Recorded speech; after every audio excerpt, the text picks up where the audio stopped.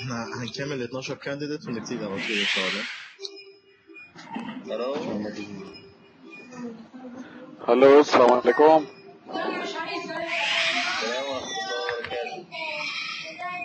دكتور صادق thank you so much. You are welcome, Dr. Anin. Thank you so much. Thank you. I was not expecting that you will include me in today's session. Thank you. You are welcome, man. You are welcome anytime. Thank you, sir. Thank you for your kindness.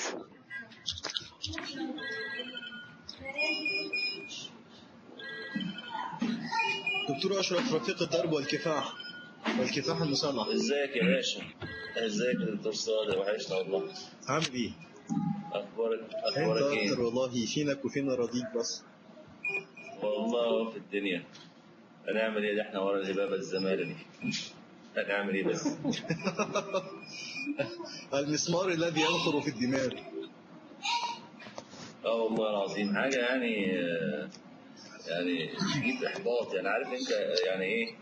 انت مش عارف تخش امتحان ولا مش تخش امتحان. دي في حد ذاتها مشكله. انت مش عارف تعيش حياتك. مش عارف تعمل بلان. انا ليا واحد صاحبي بيقول لي الزماله دي بالنسبه لي كل حياتي. قلت له يا عم القصه مش كده، الحياه مش زماله وبس يعني، ومش امتحان وبس. فهو طبعا يعني ما وفقش يعني، فطبعا عدم التوفيق في حاجه هي كل حياته دي طبعا بيحس ان حياته كلها اتهدمت. ايوه. فانا شايف ان ليه يا جماعه يعني القصه مش كده.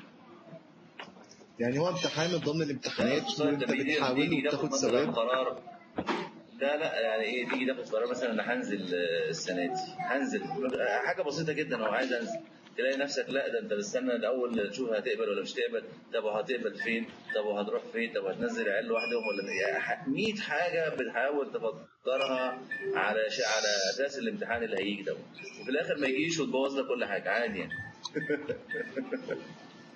هي affecting all your life يعني. حياتك كلها affected والسوشيال لايف كلها disturbed.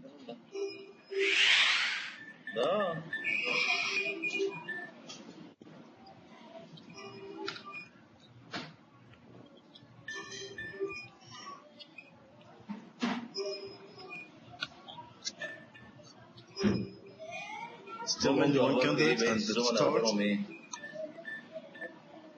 والله الزملاء كلهم اتشحوروا في مصر. هو ايه اللي حصل؟ انا ما اعرفش النتائج ايه اللي حصل فيها. والله النتائج مش حلوه خالص يعني، الدايت دي مش عارف ليه بقى؟ يعني الدكتور اشرف عمل ايه؟ الدكتور محمد بقى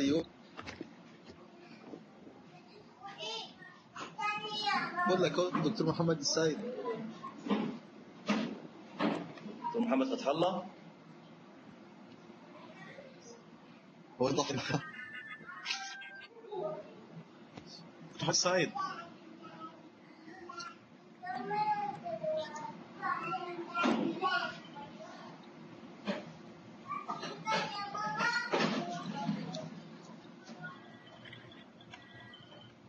دكتور محمد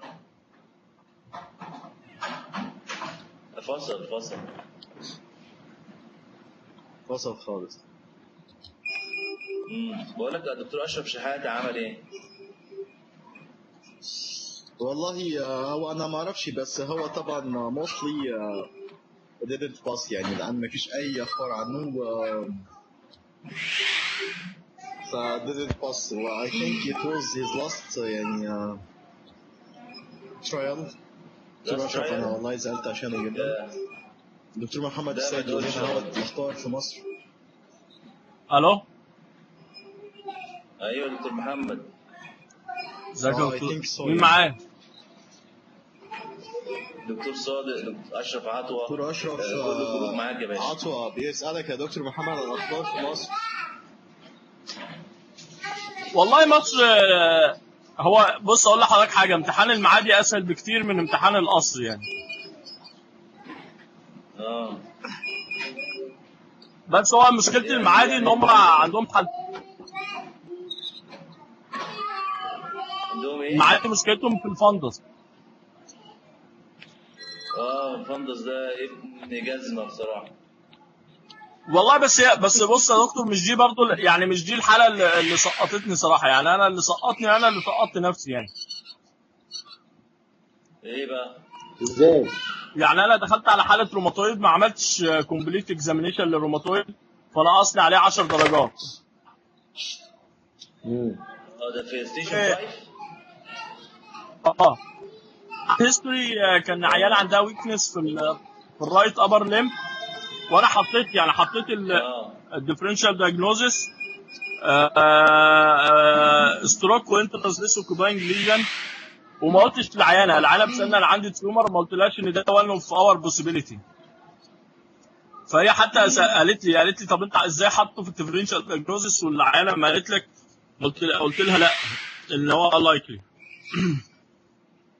فراحت رزعاني 7 من 20. الباقي كله تقريبا الفول مارك يعني. حاله الاي دي كله جاب فيها درجات وحشه، مش انا بس. رغم ان انا قلت لها يعني دكتور اشرف درجاته في الكلينيكال كانت غريبه قوي، يعني في الشيست اعطيله 5 من 20، في الكارديو اعطيله 6 من 20. والله يعني هو اعطاله البيشنت ويلفير بس. في ال في ال زعلتوني والله يا اخي. في النيورو، لان كانت الحاله شايفينها عند دكتور رمضان، جاب فيها 20 من 20. فاضل ايه تاني؟ ريسبيراتوري وشيست وابدومين برضه 5 من 20. قلت له يا عم ده لو طالب طب في الاول مش عارف يعني بيدوا الدرجات دي على اساس ايه يعني ده واحد ما حاجه خالص يعني. وهو كان خايف من ستيشن 5، جاب في حاله 28 من 28 كانت حاله سترايسيس، وعلى وجاله روماتويد ارثرايتس متهيألي او حاجه زي كده.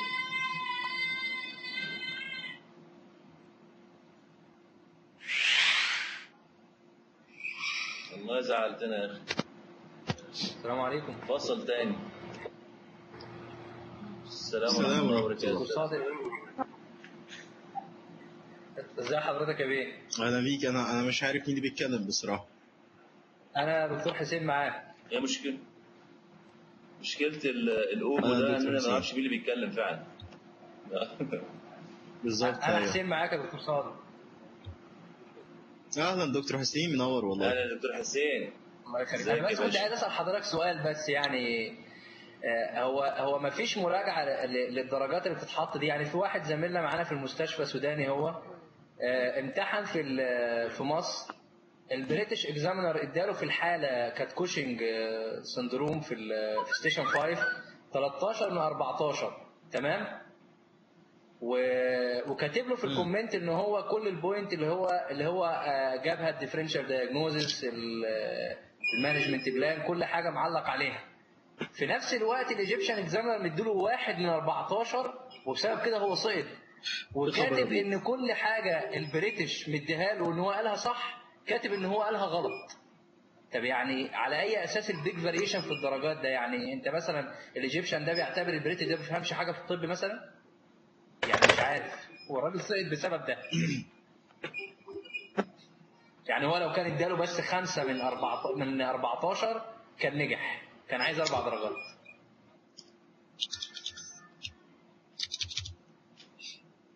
والله يا دكتور حسين، هو طبعا الموضوع ملوش قاعده، وبتبقى مساله توفيق، وناس كتير برضه بيطولوا بالمشكله دي، ان واحد يديله فول مارك والاكزامينر الثاني يديله زيرو.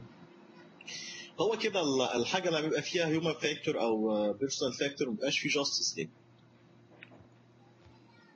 حصلت معايا في الكلينيكال فايندنجز دي. ما فيش مراجعه طبعا، وما فيش حد يقدر يقول لهم ده ليه وده مش ليه. ما فيش حد بيراجع ولا بيحصل تصحيح للاخطاء دي، فهم عارفين ان في اخطاء بالشكل ده. مقبول مثلا ان حضرتك ممكن تقيمني مثلا تديني 13 من 14 وواحد تاني يديني 8 من 14 7 9 مقبول، لكن مش مقبول تماما ان هو يخليها لي واحد يديني 13 تقريبا يعني قريب من الفول مارك، وكل حاجه هو قالها بيقول عكسها. يعني اذا كانوا هم مختلفين في الدياجنوز بتاع الحاله مثلا. امال هم داخلين مع بعض يمتحنوني ليه؟ والله يا دكتور حسين يعني everything is possible in MRCP يعني. ده امتحان اللا قاعدة وامتحان اللا منطق. هو الام ار سي دي واحد من اصعب امتحانات الكلينيكال على مستوى العالم حقيقه يعني. هو مش اصعب طب ايه قد ما رايكم في هم الامتحان في عاوزين انجلترا يا شباب؟ يصعبوا ومش عاوزين يخلوا الناس تباص بنسبة كبيرة وليهم ليميتيشن معين في الباص. فبالتالي مهما انت عملت في الامتحان ومهما كان ادائك انت وحظك بقى يعني. طب دكتور صالح ايه رايك في الامتحان في الكيك؟ امتحان ايه؟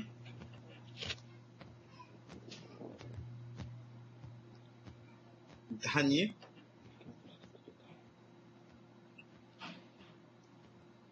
انا مش بيقول سامع. الامتحان في انجلترا يا دكتور صادق.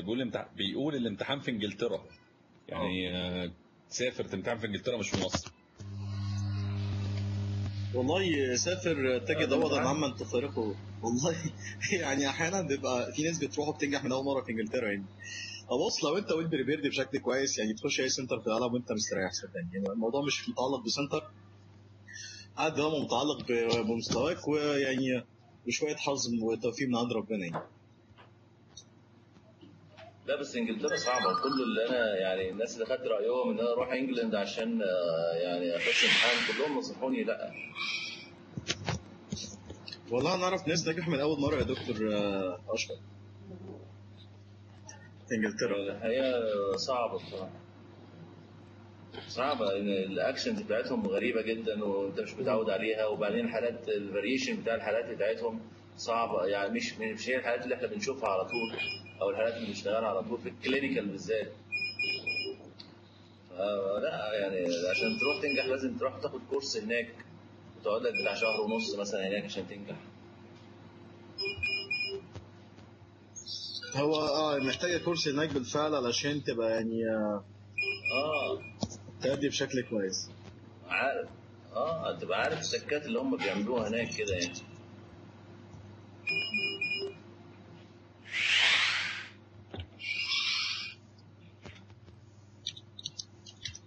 مين تاني من زمايلنا كان داخل الامتحان يا جماعه؟ أنا كنت داخل يا دكتور صادق مصر برضه. مين مصر يفضل ام معانا؟ الدنيا. أنا محمد غريب. محمد غريب اللي هو محمد يا باشا أيوة. تشرفنا وطالما ربنا معانا يخليك، يبقى شرف لينا طبعا يا ما دكتور نسالش صادق. عن النتيجه يعني. انا اشرف عطا معاك. كنت داخل مع محمد فتح الله.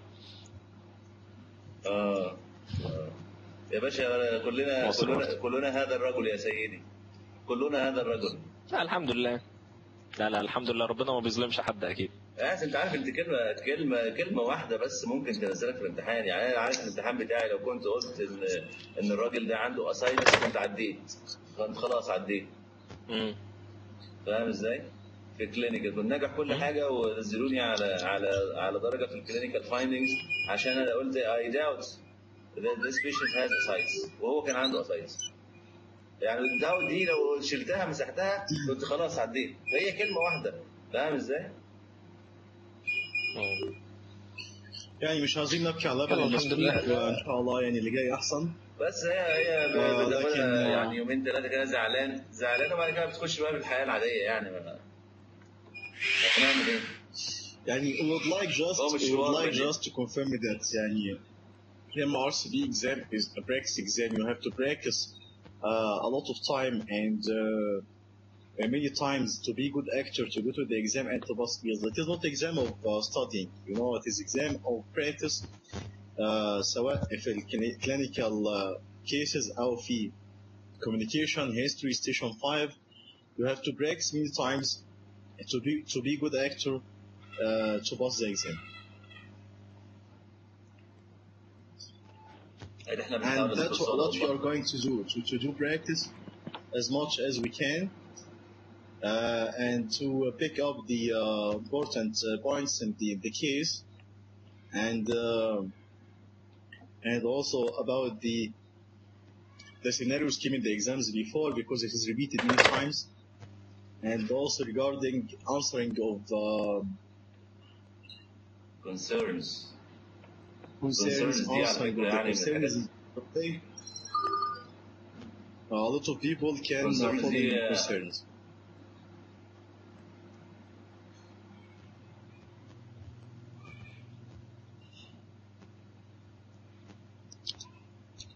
Right, we are going to start inshallah, and our discussion will be in pure English to be well trained properly in the exam. And for the language barrier, Dr. Ashraf, you're welcome back. معنا دكتور أشرف 5. ألف Long شكر. time السلام since we عليكم. didn't see you. عليكم السلام ورحمة الله. Dr. Muhammad Fathallah, I didn't know about your net, but you are dropping from time to time, so I didn't know about if you can do presentation with us today or not. يا عم الدكتور محمد دايما جاهز. صير خلاص. Sorry, I'm dropping all the time. Okay. We are going to do the first case.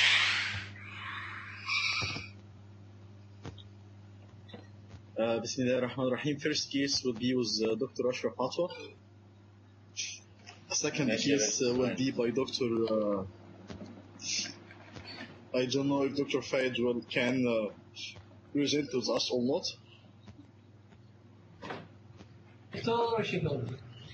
Okay, Dr.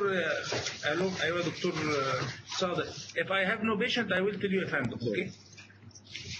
ازيك يا دكتور أشرف؟ معاك برضه دكتور ازيك يا صادق. فندم؟ ازي الساعة؟ كل سنة طيب يا فندم. ان شاء الله. كل سنة وانتم طيبين يا باشا، كل سنة وانتم طيب يا فايد، ربنا يخليك. ان شاء الله. Okay, first case by Dr. Ashraf Atwa, communication skills. بعد إذنك يا دكتور Dr. صادق Ashraf, يعني. دكتور أشرف 5, can you mute the cam please? Mute the cam كاميرا. عشان تحسن يعني to improve the voice. كده كاميرا. To improve the voice بس. There is a bottom in the left screen.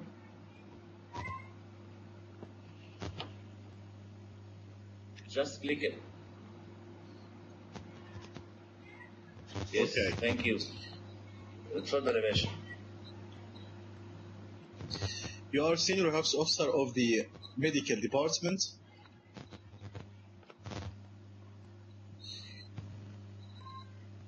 Mr. Hamid is 57 years old. He has been complaining of recurrent loose motions, tinged with blood, and loss of weight.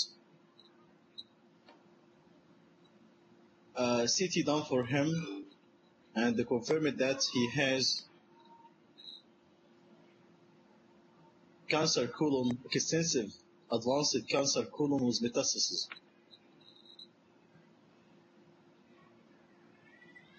You are going to meet Mr. Ahmed, who is the son of Mr. Hussein, to discuss with him the results of your imaging and any concerns he has. هو المريض اسمه حامد ولا حسين؟ Again, the scenario. And I'm sorry that I couldn't add all the candidates. A lot of candidates want to be added, but actually we reached 12 members, so we couldn't add more. Again, the scenario, Dr. Ashraf. You are senior health officer of the medical department. Mr. Hamid is 57 years old. He has been complaining of recurrent loose motions, tinged with blood, and loss of weight. CT abdomen chest build is done for him and revealed that and confirmed that he has extensive advanced cancer colon metastasis with just palliative treatment. We are going to meet Mr. Ahmed, who is the son of Mr. Hamid, to discuss with him the results of your image finding and any concerns he has.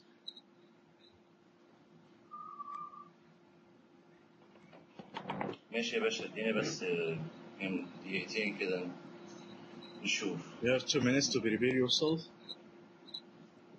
Breaking bad news is very famous in the exam in communication skills. There is no exam without breaking bad news. يعني 25 to 30% of the cases coming in the communication skills breaking bad news.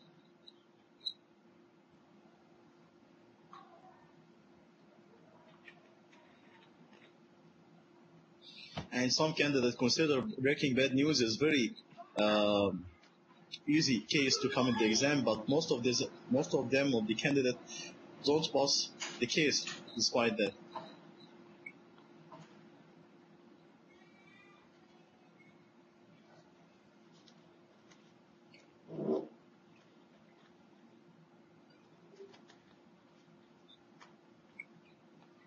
I'm sorry again that I can't add all the members. A lot of candidates want to be added, but we reached the maximum power, 12 members now, and we are going to record our session and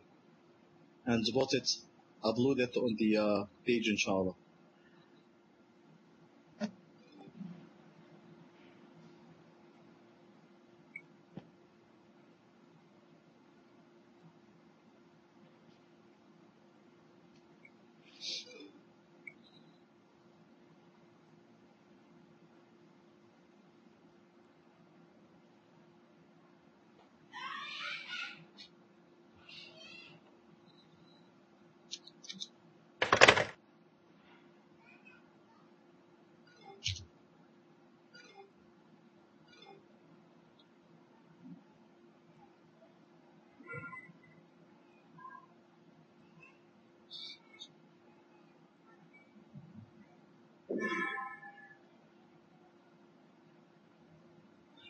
So second case will be by Dr. BJ. Third case will be by Dr. Muhammad Al-Ghalib. Third case will be by Dr. Fayed. Dr. Ashraf also will try to make you to present the case today. Long time you didn't attend with us, so we have to celebrate by presenting this for you.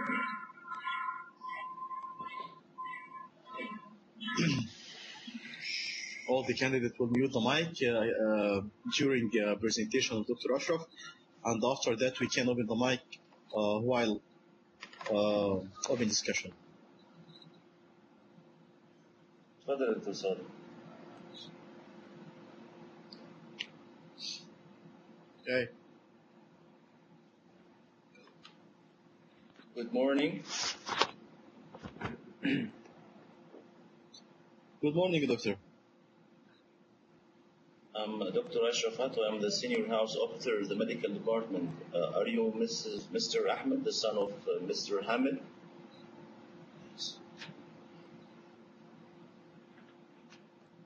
Yes, doctor. I'm the one. Pleased to meet you, Mr. Ahmed. Nice to meet you, doctor.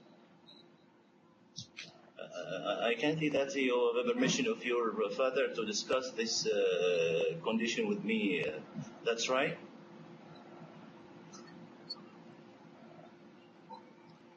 I mean that you are the next of kin of Mr. Ahmed. Yes, doctor. I'm the next of his kin, and I have the permission to talk with you regarding his results. Yes, doctor. Okay, Mr. Ahmed. Okay. Would you attend? Would you like to any member to attend with you in this meeting?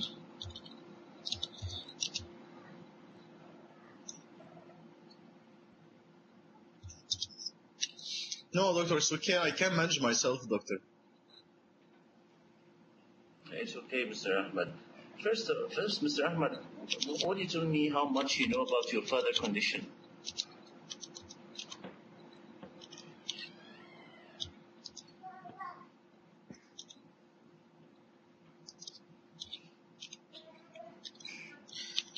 Yes, doctor, my father has been complaining of recurrent loose motions and loss of weight for the last 1 month, doctor. and we seek medical care in your hospital and to know what's going on with him. Some blood tests done for him, and then imaging done for him to know what's going on. And I'm coming today to know what's the result of the imaging and the blood test, doctor, done for my father.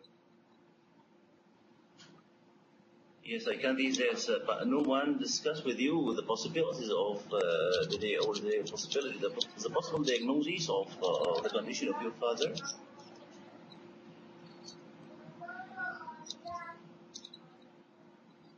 No, doctor. And do you have any expectation of what your father may have?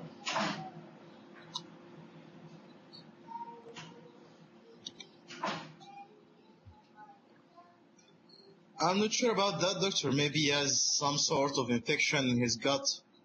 I'm not sure really. Actually, Mr. Ahmed, you were right. Your father came to our hospital complaining of recurrent loose motion with blood, and complains a loss of weight.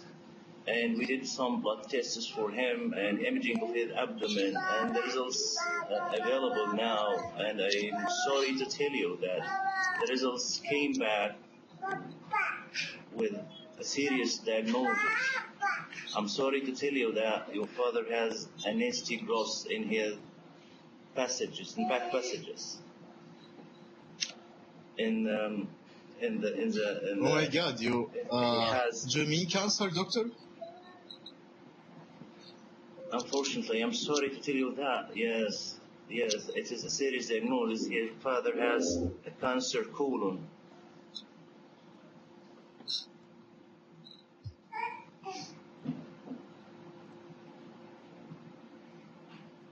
Are you okay, Mr. Ahmed?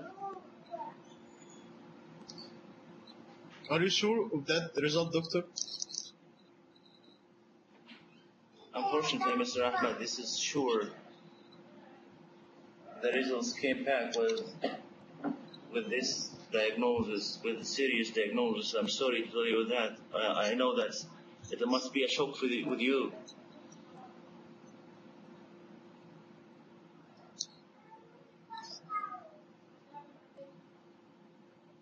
Mr. Ahmed, are you okay? Yes, doctor, I'm really shocked about that.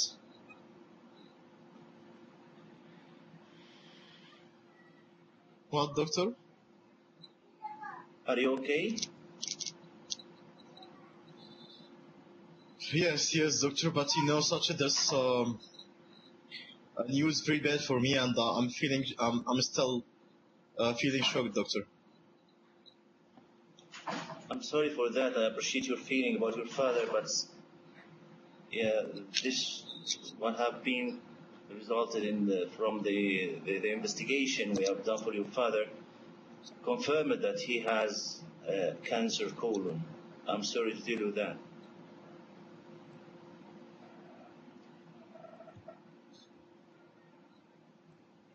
Yes, doctor, there is any treatment available for that?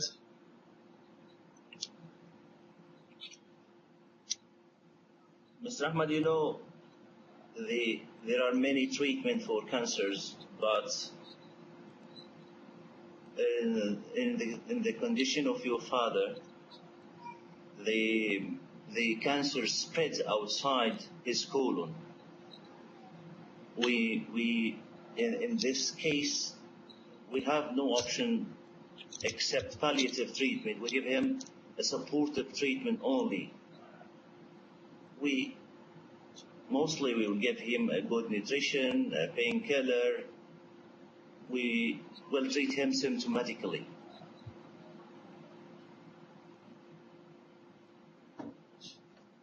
Yes, doctor. What do you mean by that, doctor? I mean the cancer your father got in his colon, leave the colon and spreads everywhere in his body. And in this stage of cancer, the treatment will be of no value, of no outcome, good outcome. So we will make hand comfort and palliative treatment only, Mr. Ahmed. Yes, doctor. There is no hope, doctor. Hope is always present, but as I told you, I'm sorry to tell you, your father has a very advanced cancer.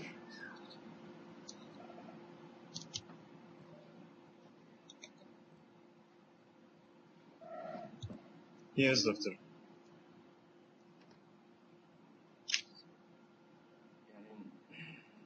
The So, only doctor, please, I option we don't want have my now, father to know about his condition.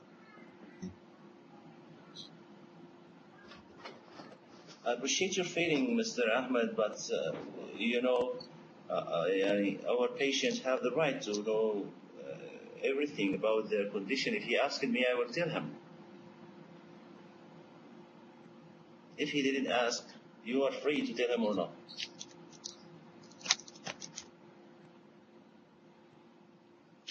Doctor, if my father know about his condition, he would collapse, doctor, and his mood would be very bad, and I think it's better not to inform him.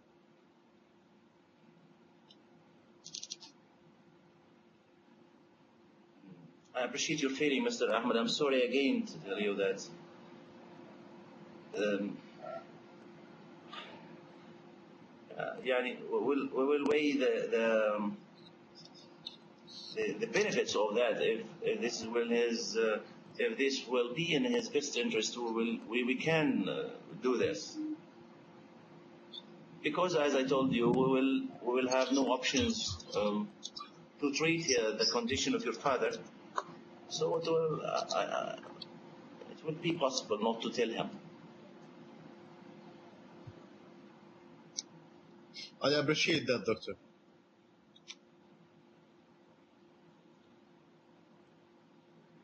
Mr. Ahmed, would you tell me about the social life of your father before getting this nasty growth, this cancer? Yes, doctor. My father is retired and he's living with my mother, who has rheumatoid arthritis and has some impairment in her usual daily activities, actually, and he is the one who's helping her. I'm sorry for that, Mr. Ahmed. I will contact the social worker to try to solve this problem for mother. I appreciate your concern.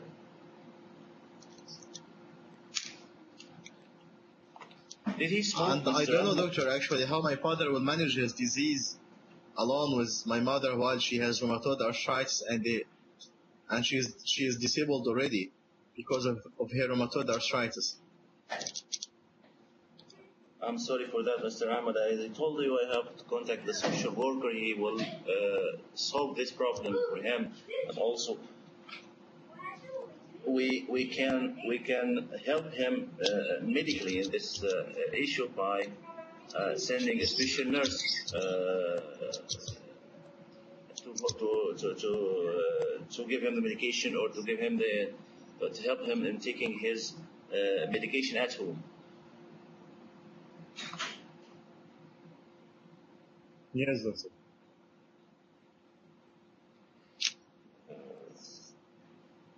Does he smoke, your father? No, doctor, never. He drinks alcohol? No. Okay. And you told me he lived with your mother, and he can manage financially? Yes, doctor, financially is okay. It's great. Okay, Mr. Ahmed, I'm clear in explaining the condition of your father till now. Is there any inquiries at this level of information?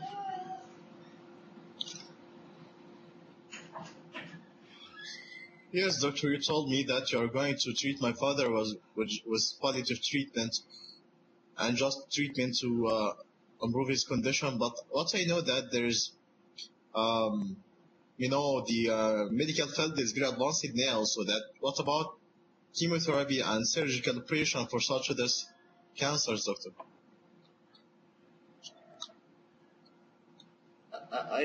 To my knowledge, in the meantime, I cannot decide the best way of treatment of your father other than palliative treatment. So I will refer you to the multidisciplinary team consisting of the gut doctor and the surgery doctor who will decide the best options for treatment of your father. But to my knowledge, there would be it would be a palliative treatment only because, as I told you, your father had a spreading cancer.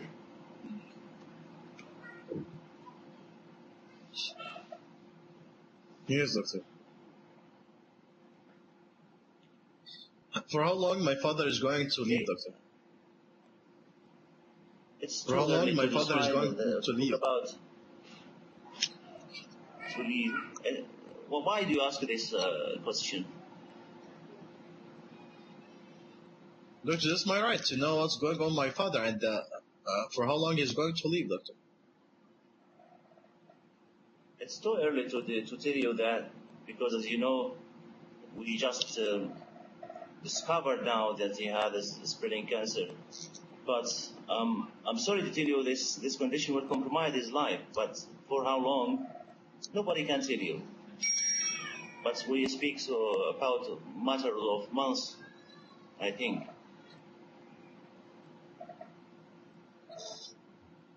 Yes, doctor. Okay, Mr. Ahmed, may I know what's your concern now?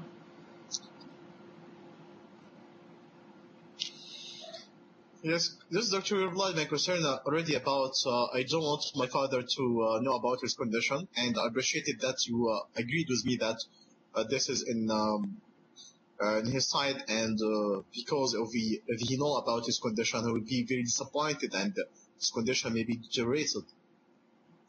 And also regarding the time, the life, for how long he is going to live, doctor, I appreciate your answer. I appreciate your feeling about your father, Mr. Ahmed, but as I told you, we have 2 no minutes option to treat remaining. your father except for except for palliative treatment. So I can feel that if he knows or doesn't know, it will not make a big deal for him because we will give him only palliative treatment. If this will affect his mood, we can not tell him. Okay, Mr. Ahmed, can I summarize which we have discussed today? That you were Mr. Ahmed, the son of Mr. Hamid, 57 years old. He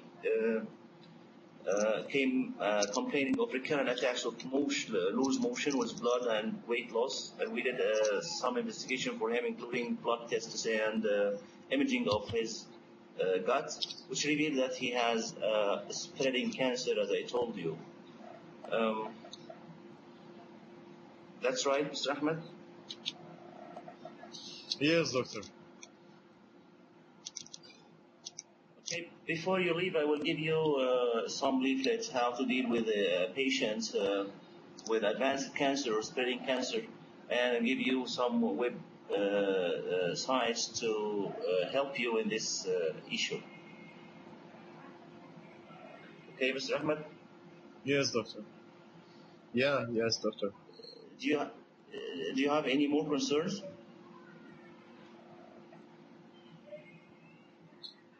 No, doctor, thank you for that. Pleased to meet you, Mr. Ahmed. I will leave you my contact Nice. number if you have any more inquiries. Pleased to receive your call at any time. Thanks, doctor, I appreciate that. Thank you. Okay, thank you, Dr. Ashraf. دكتور صادق انت جيت لي في الحته اللي انا بكرهها الجي اي تي ده انا ما بحبوش خالص بس يلا الحمد لله. It is not a matter of GIT at all.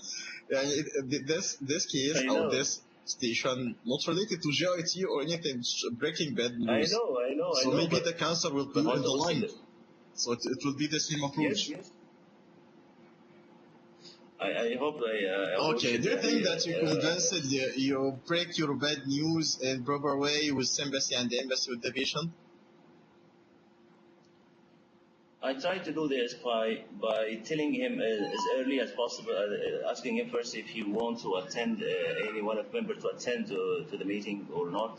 And then I pick the bad news very early in the session. I give him a pause to absorb the shock.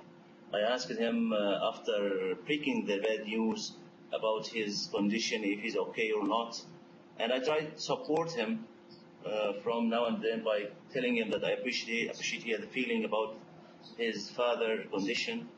And I think I tried to do my best to support him in this, during the interview. Okay, the son asked you not to inform his father about the condition. Do you agree with the son for that? For me personally, I agree because as you know, he has advanced cancer. We does not need any consent to give him palliative treatment. If I am going to give him chemotherapy or surgery or radiotherapy, I have to take a consent of the patient. But now I will do nothing for him. So if he know or does not know, it will not make a big deal for me to know or not to know. But as the son told me that it will affect his mood and it will make him depressed, I prefer not to tell him. This is my point of view. So when he asked you about for how long my father is going to live, you asked the son, why do you ask this question? Don't you think that this is confrontation? You are going from confrontation with the son? No, I want to check if he has any hidden agenda behind. If he asks to, if you want to make him make an advanced directive, or if he concerned about his properties. But he told me no. He just wants to. No, but this is not your rule here. the Your rule is to inform the result. This is the rule of investigator, not your rule, Dr. Ashraf. This is what I understand. Okay, so what do you think what's the ethics and the legal issues in this station? The ethics is the autonomy and the beneficence and normal beneficence of the patient, to do good for the patient and not to do harm, and also justice. Justice here means that we have to Where treat is the autonomy patient. here? What's the autonomy? Autonomy. Autonomy of the son of the patient override the autonomy of her father, I think.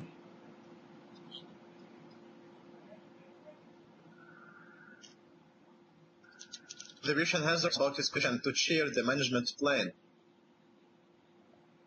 Yes.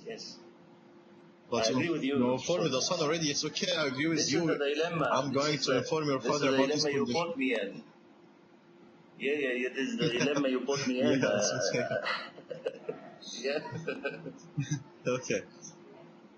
I'm sorry I put you in dilemma, but to be in Wallah, dilemma, maybe it's better to be in dilemma in the exam. Good, very good. Yes, very good. Wallah. Okay. Thank you, Dr. Ashraf. Very good. Thank you, Dr. Sadek. Okay, open discussion about the case. 5 minutes open discussion. If anyone has any idea or any thing want to add.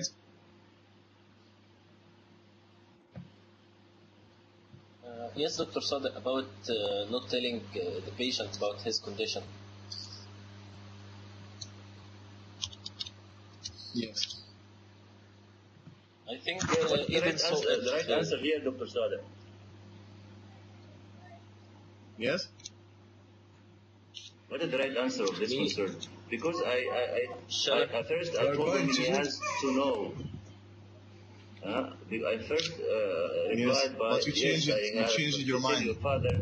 Yeah, because I think for a moment that I will not do anything for him.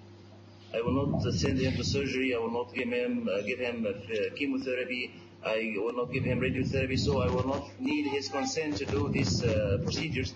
So what will make a difference if he knows or doesn't know? But if the father has any advanced directive of living well, he wants to apply or do, so that he has to know about it for his condition. And this is a patient autonomy. Yes. What's meant by patient autonomy? If the patient has a capacity, Yeah.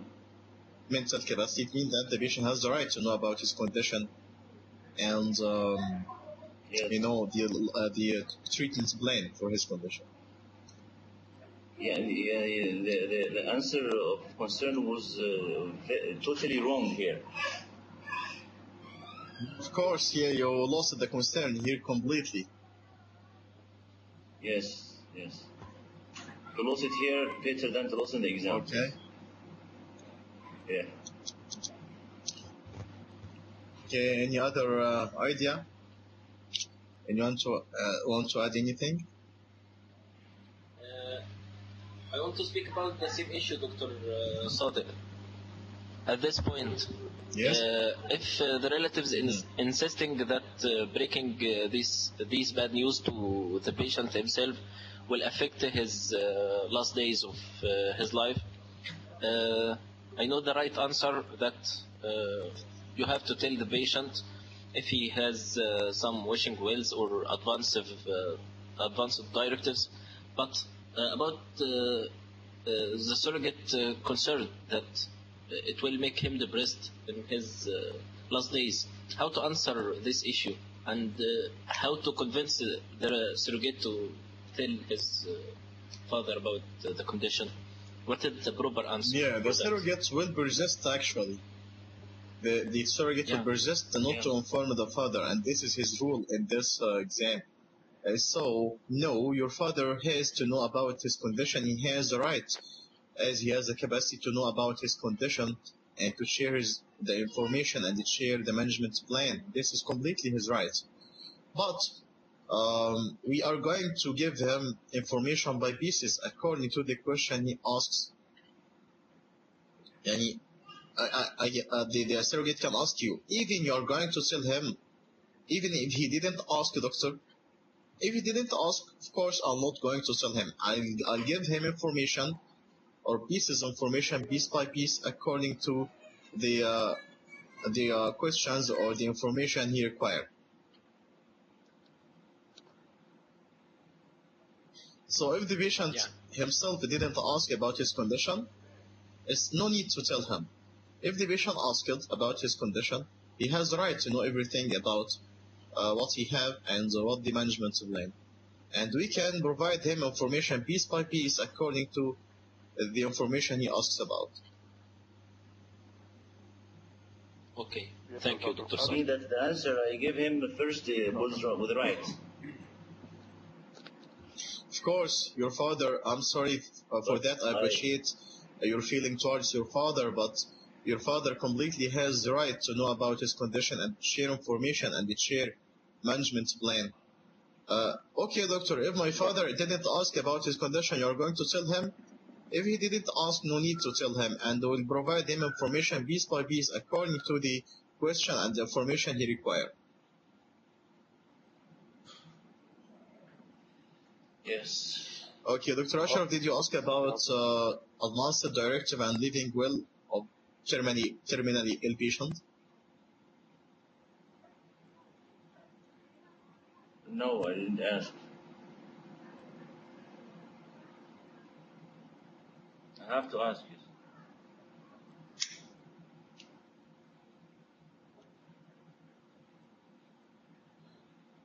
Dr. Sadek? Hello? Hello? Hello? Hello? I think some net problem. Hello? No, his call dropped. Dr. Sadek dropped. So Dr.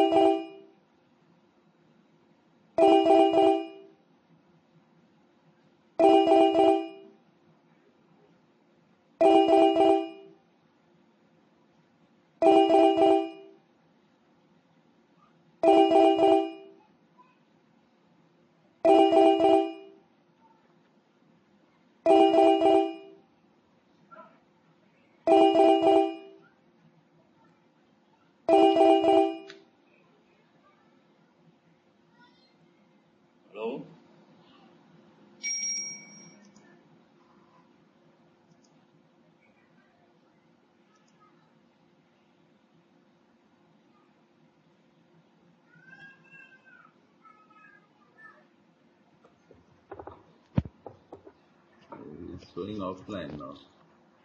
Yes, he came on now.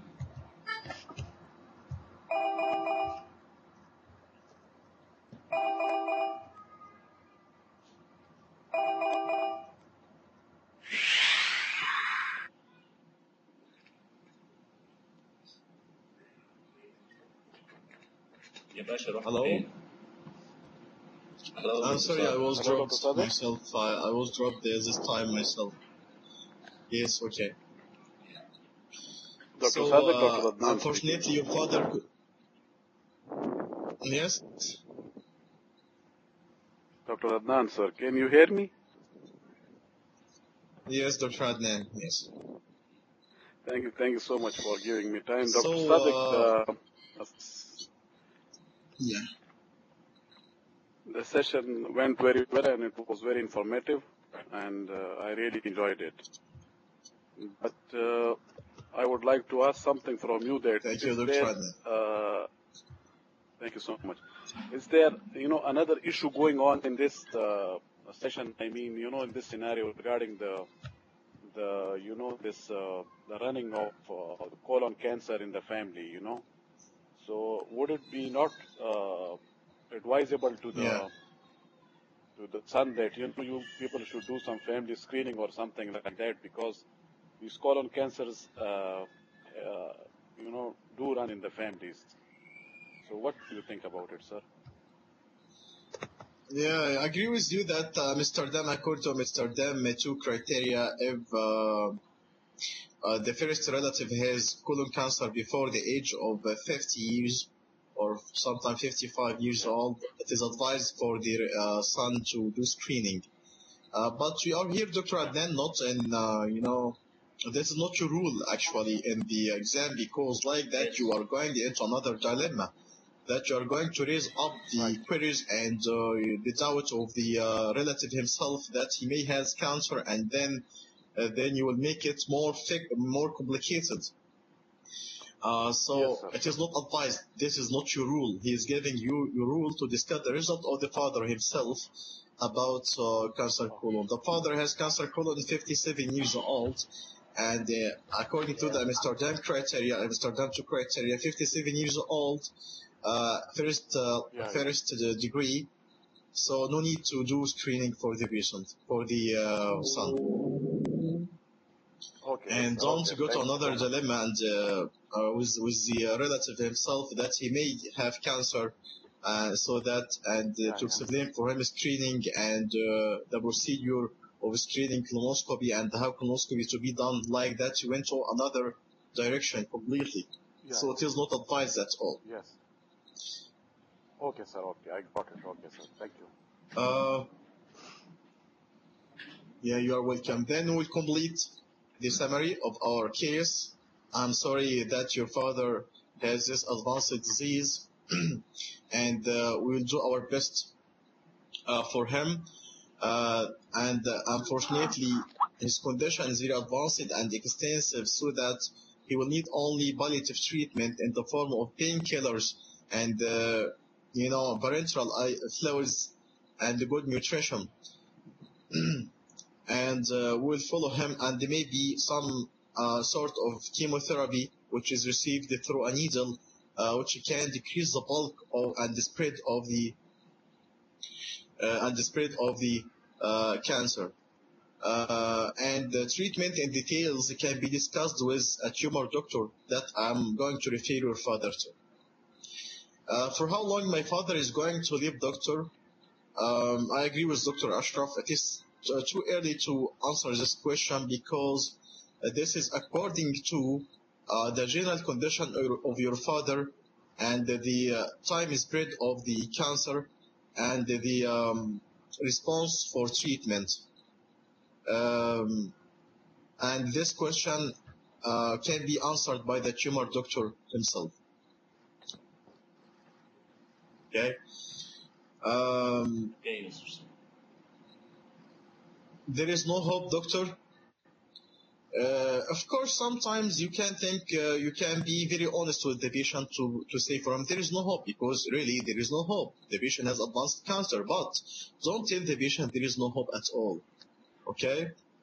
Tell him it is not like that. We are here to help your father as much as we can. Despite that your cancer colon of your father seems to be extensive and advanced, we'll do our best for him and give him the proper treatment. But don't tell him there is hope and don't tell him there is no hope. Okay? Be in the middle and catch the stick from the middle and try to escape from this question in diplomatic way, because he will catch you if you told him there is no hope, and he will catch you if you told him there is hope. Tell him So okay, sir, how to answer this question? Dr. Sadek, sorry to interrupt. How to answer this yes, question?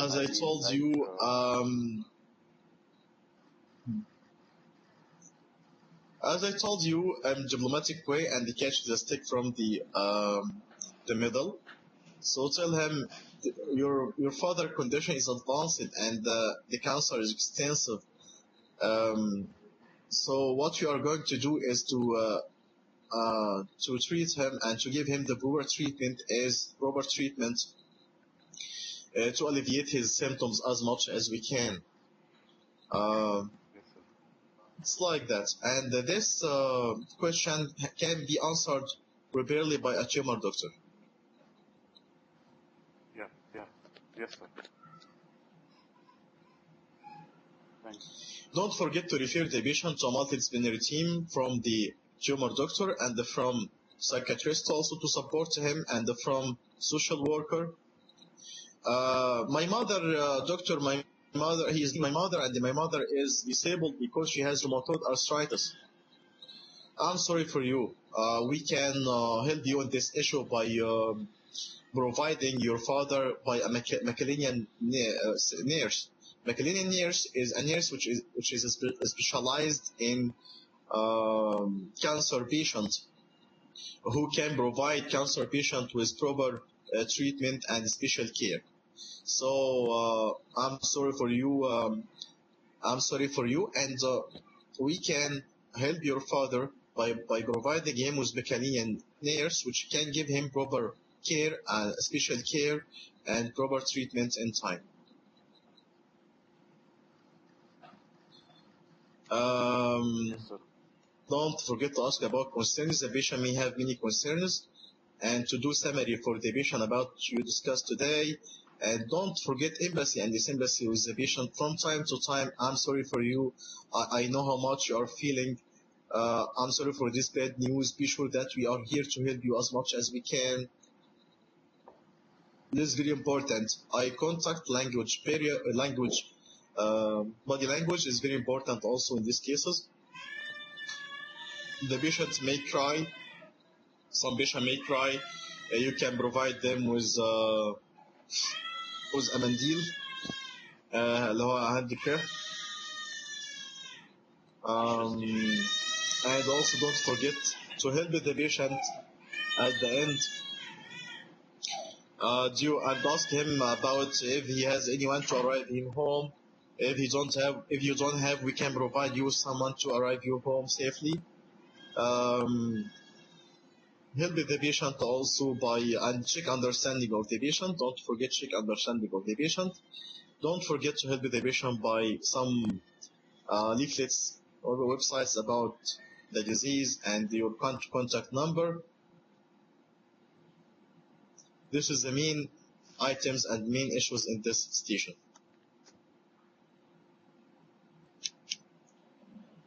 Okay, Dr. Sadek.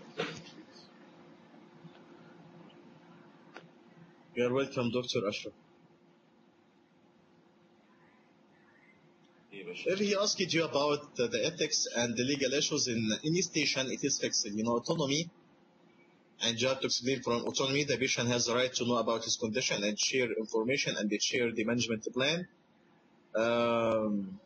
Beneficence and non-beneficence, it means that to do good for the patient, not to do harm for the patient. Justice, the patient has the right to receive the treatment regardless his religion, his race, and his color. Very important to ask about advanced directive or living will of the patient in terminally ill patient.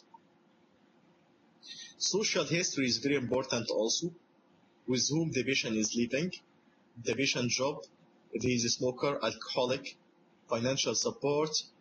In this case, very important that the wife is disabled because she has rheumatoid arthritis. So he wants you to how to solve this dilemma.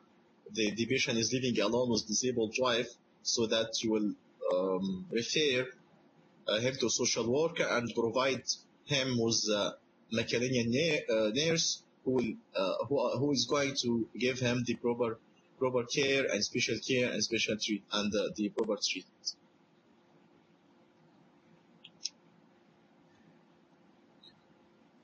Okay, anyone want to add anything for this station? Thank you, Dr. Sadek. Thank you, Dr. Sadek. Thank you. You're welcome. Okay, we are going to the next case with Dr. Bal. Yes, yes. So, well, there's a case of history station 2. Mr. Ahmed is 29 years old. He has been complaining of weakness of both lower limbs and difficulty of walking for the last 3 days. Please detail the history for him.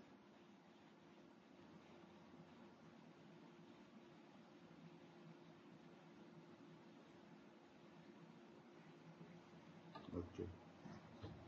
I think we lost him again.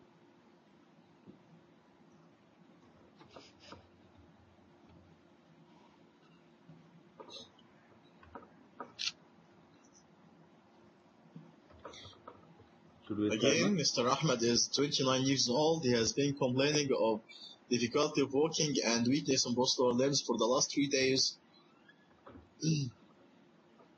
for your kind care.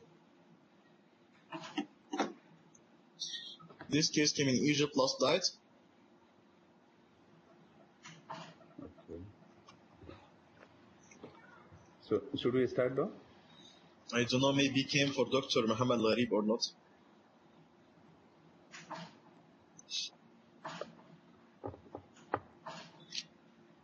Okay, you can start, Dr. Bal. So, good morning. I am Dr. Jaya, SHO in Medical Department. You are Mr. Ahmed, 29 years old. Yes, doctor. So, Mr. Ahmed, I got later from your GP that you are having some difficulties in the walking. Can you tell me in your words what is going on? Yes, doctor. For the last 3 days, I felt weakness in both my legs, doctor, and difficulty of walking, which is coming more and more. Started gradually, doctor, then increased for the 3 days. Well, I'm sorry for that, Mr. Ahmed. Can you tell me how does it started? What happened first?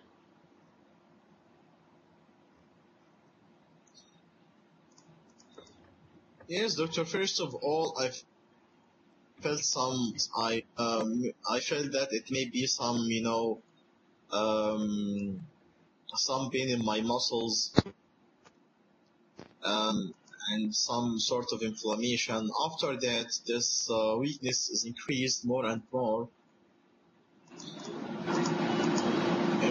Never my lungs. So you got the weakness. Is there any pain also?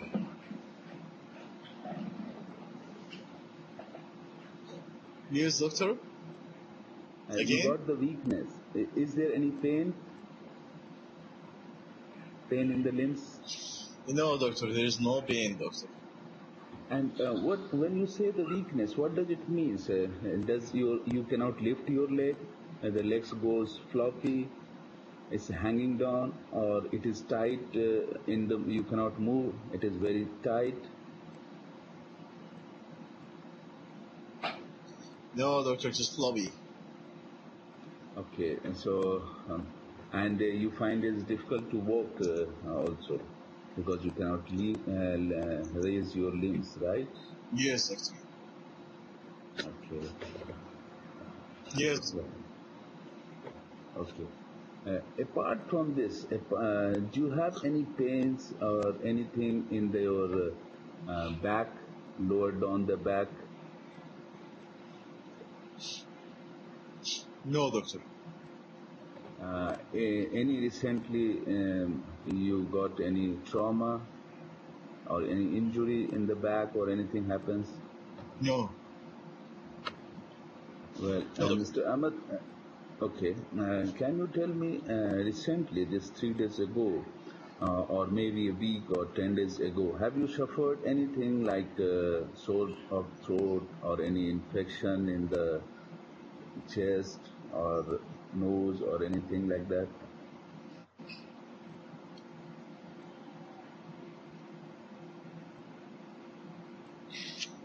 Again, doctor, this question not clear for me. Okay, before this 3 days it develops, before that, say week or 10 days ago, have you got any sort of infection in the chest or nose or any sore throat? No, doctor. No.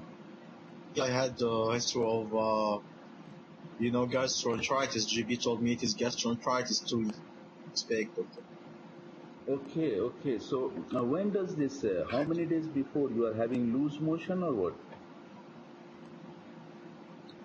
Yes, doctor, these loose motions And how many for days? 15 days back, doctor. Okay, and how many days this loose motion was there? Yes, doctor, for 5 to 6 days. Do you have any idea how did you get that loose infection in the tummy?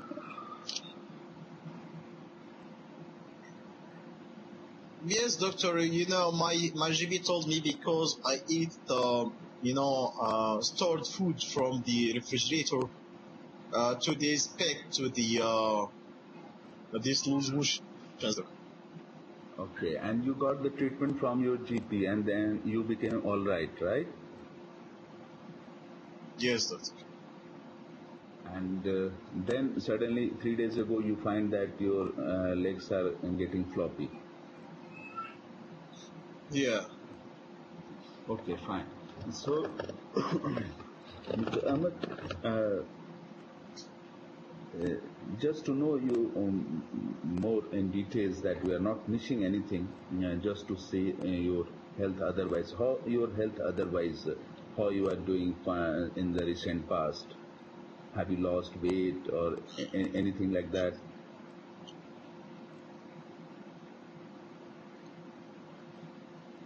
Again, doctor? In the recent past, how was your health otherwise? Have you got any other symptoms? Yes, my health was very good, doctor. I didn't complain from any long-standing medical illness at all. Okay, fine. So you have not lost weight during these few months back? Any fever? Any loss of weight? No, doctor. Any headache was No. there? Any problem in your eyes No, or doctor. ear? Did you get any mouth No. ulcer? Any problem in your No, doctor. skin exposed to sun? Any rashes of skin? No. Okay, any lumps and bumps in the neck? No, doctor. With this loose motion, was there a tummy pain also?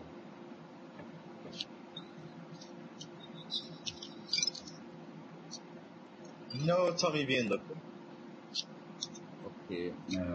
Any lumps and bumps in the tummy have you ever felt?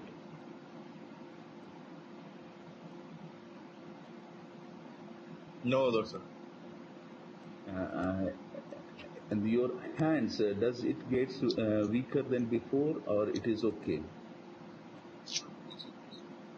My what, doctor? Hand.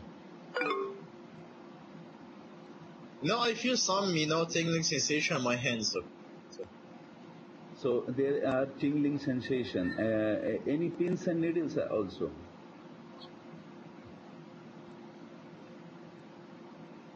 No, it's just tingling sensation involving my hands and forearms, doctor. Okay. And when this 3 days ago, can you recall this, the way it has started in your legs also, and then it moves upward?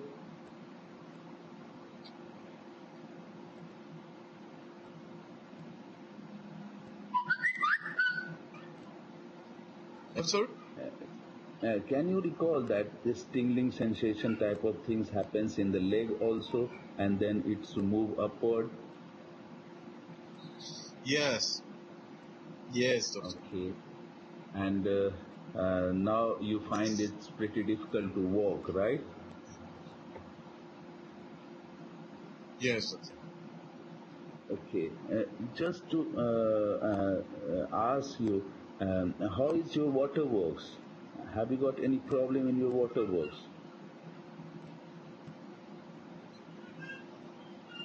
No, doctor, it's okay.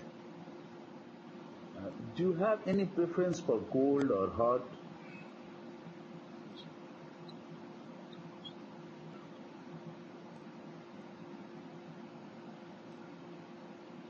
I didn't get your question, what is it, sir? Have you any preference for hot and cold? Do you feel excessive hot or excessive cold in comparison No. to others? Okay. Any racing of heart or No. awareness of your heartbeat? Okay. Fine. No. So, okay. So, do you smoke?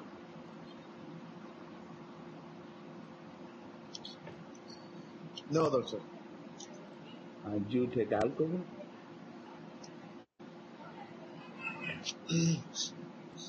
No, it's only in the weekend, doctor. 1 to 2 glasses in the weekend. Okay, that's fine. So, whom you live with? Who is there in family?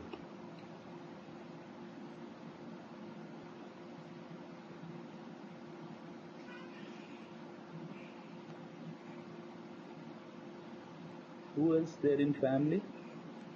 Your parents, siblings, whom you live with?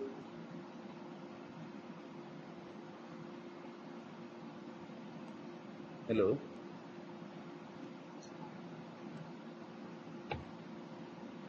It was my friend. Okay. Yes, it was my wife. Okay. Can you tell me, is there any disease running in your family, your parents or siblings, anybody suffering from any disease, like high blood pressure or high blood sugar? No, at all, doctor. Just my mother has some diabetes, doctor. That's all. Okay. Have you ever been admitted in hospital before, or you got any treatment before? Never, doctor. Are you taking any drugs?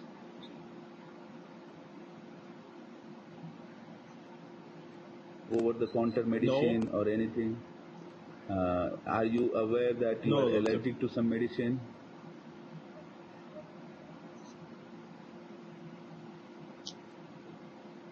No. Fine. Have you tried ever recreational drug or mood elevating drug? No, doctor. You are married, that is what you told me. So you have a fixed partner, right? Yes, doctor. Have you ever tried a casual sex out of wedlock? Doctor? Have you ever encountered the casual sex? No, doctor. Fine. So, Mr. Ahmed, what the information so far I got, just I want to sum up that to make it sure that I'm not missing anything. And please correct me if I got it wrong. So, say 15 days ago, you got some infection, the bug infection in your tummy, and it has caused you lose motion, say around 5 days, and you got treatment from your doctor, GP. And then 3 days ago, it had started the weakening in your leg, and leg got floppy, and now you are having difficulty in walking. Apart from that, any other things is going on I should be aware of, or if anything important I didn't ask you?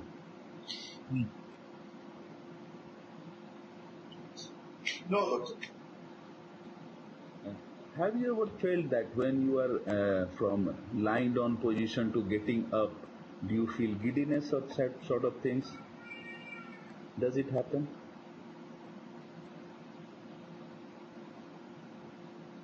Dizziness? When you lying down position and you are suddenly getting up, standing, any giddiness is there?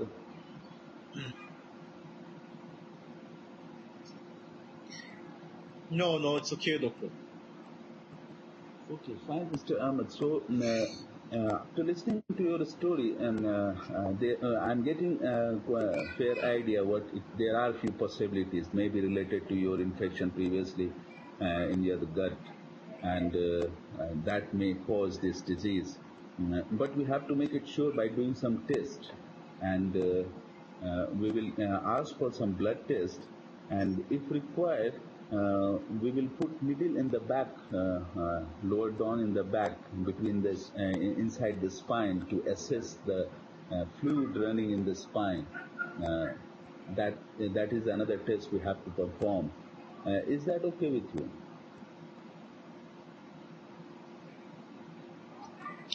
Yes, doctor. So, Mr. Ahmed, first of all, I will examine you in details, and I can ask you for admission. Is it okay for you? 2 minutes remaining. Yes, doctor, it's okay. So fine. But is it my necessary? Excuse me, is it what? Is it a serious condition, doctor? Yes, Mr. Ahmed, we have to first establish what you are suffering from. But after listening to your story, it comes in mind that it may be related to the infection you have suffered previously in the gut, and that bugs may have caused the nerve fibers and cables in our body, which carry the sensation to the brain from the limbs and from the periphery.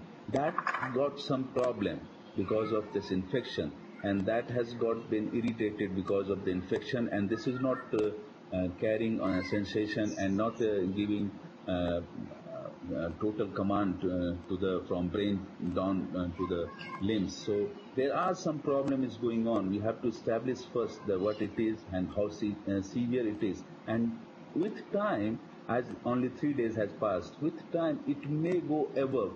It can affect, the chest, and it can goes up. So we have to monitor it. So for all that, we need your admission inside the hospital. Does that make sense to you?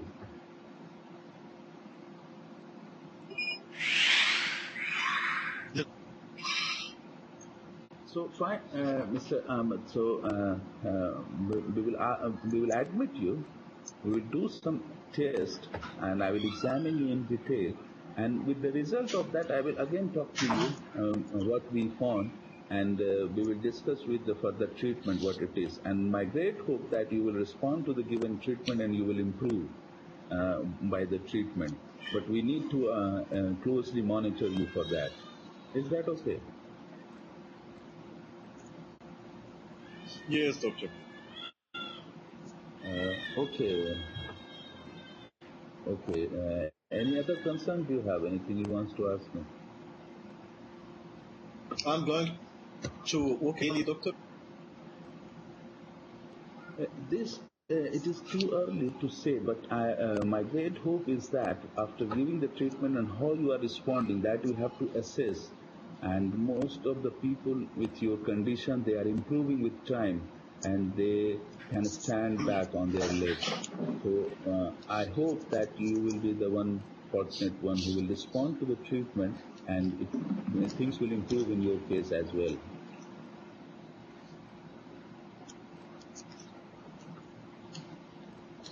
Yes, doctor. Okay. Thank you. Nice to meet you, Mr. Ahmed. Okay, so where you are going to admit this patient?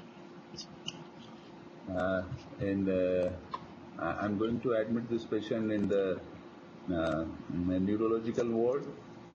I will inform the neurologist to have a look. So The ICU. you are going to admit the patient in the ward, not you.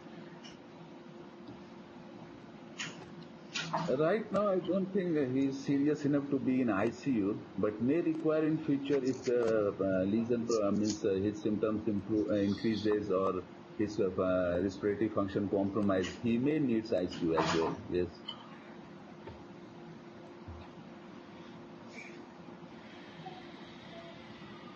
What's the diagnosis? Diagnosis, I will put first the Guillain-Barré. Guillain-Barré syndrome because of this previous GI infection, and then it may has for this. Apart from that, I mean, that is the first differential, but other differentials can be possible, but not supported by the history in this case, like intermittent difficulties of What walking other in the young differential patient. diagnosis you have? Yes, other differentials for intermittent difficulties in walking in the young patient, like periodic paralysis, psychological stress, in hyperthyroidism, this spastic paraparesis, then we can have this No, motor I want neuron you to disease. give me the differential, second, and fourth. First, I will give. I will No, put not like this it. Guillain-Barré syndrome first, and second possibility Okay. is Second. motor neuron disease, periodic paralysis, hypokalemic periodic paralysis, spastic flaccid paraparesis because of hyperthyroidism, then psychological stress, Miller-Fisher syndrome, but he don't have any eye symptoms. And then a young patient demyelinating disease like multiple What against sclerosis. multiple sclerosis in this case? Yes, Yeah. Why multiple this patient sclerosis. not have multiple sclerosis? Yes, You didn't think about because this. yes, multiple sclerosis because it is the first episode, and disseminated of time and space is not yet established for the symptoms. Second, he has the history of bowel infection, gastroenteritis few days before, and then it has developed this, and this could be the. And another thing is that he has got flaccid paralysis. Multiple sclerosis would have been a spastic one.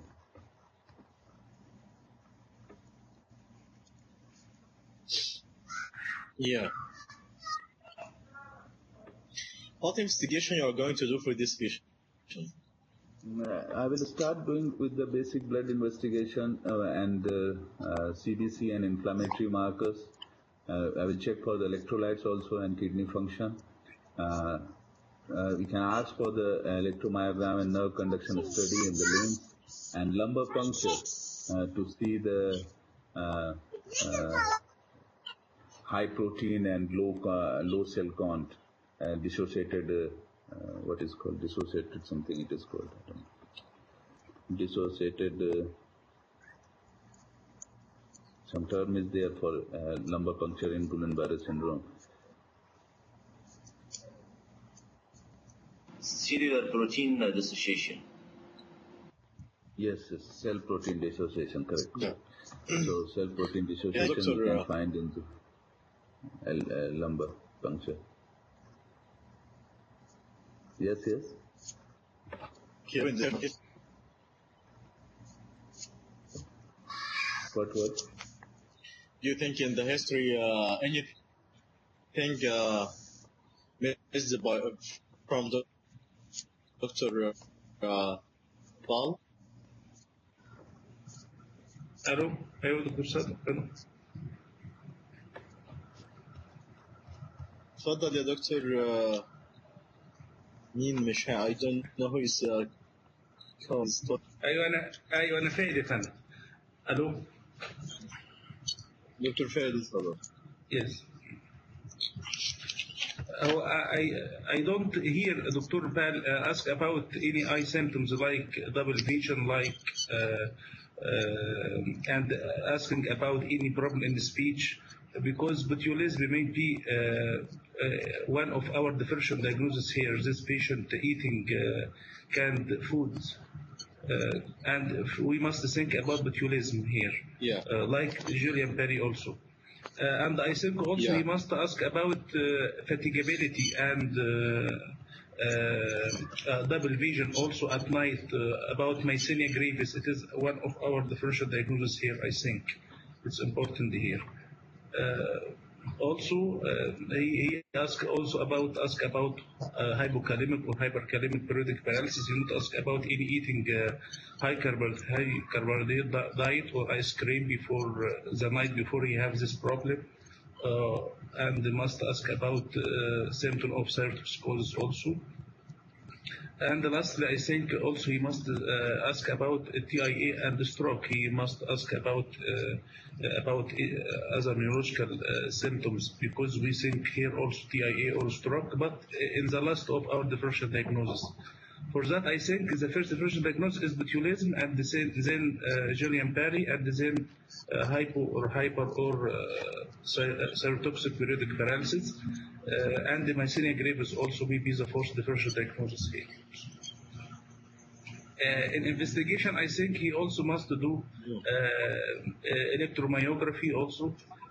This is very important. Nerve conduction study, I think this is important.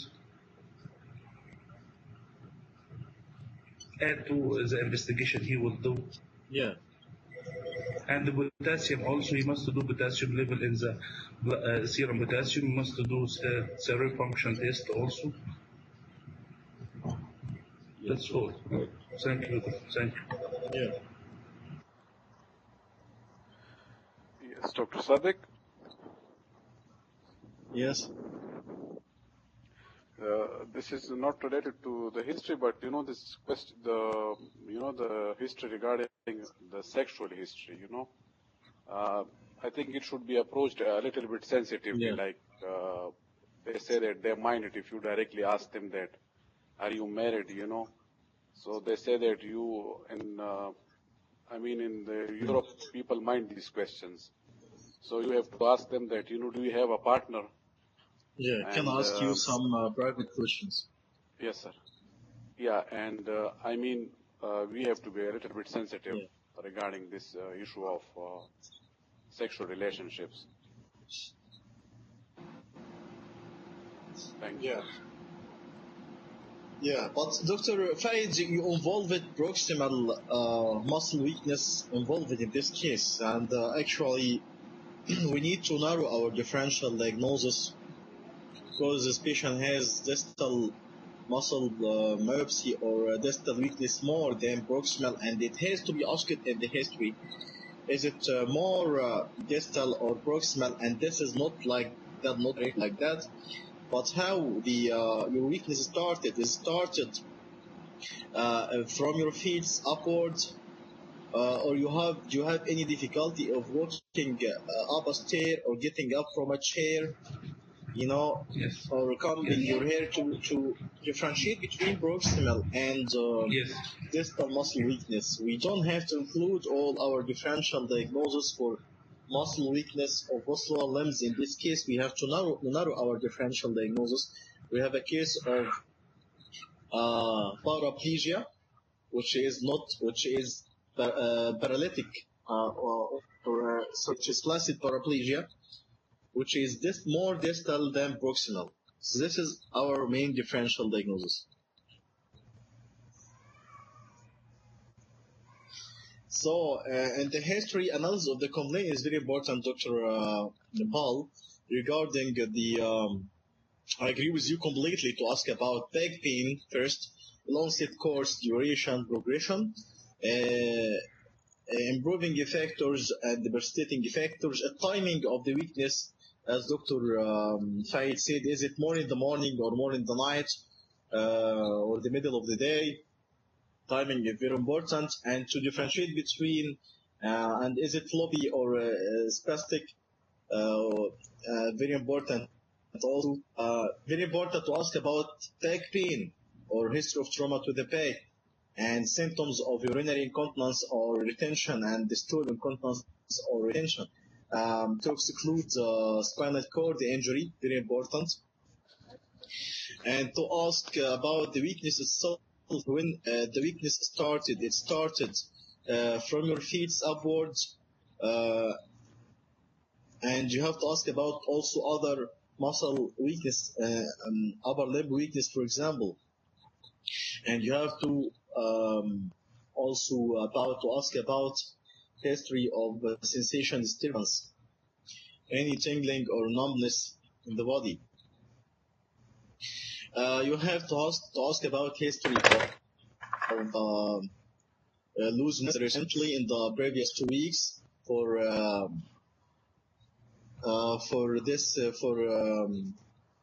GBS, Guillain-Barré syndrome. You have to ask about also any devastating factor like heat, any dietary carbohydrate, or any stress or recent infection, maybe also because of periodic paralysis. If he has any history of such this weakness before, for periodic paralysis also.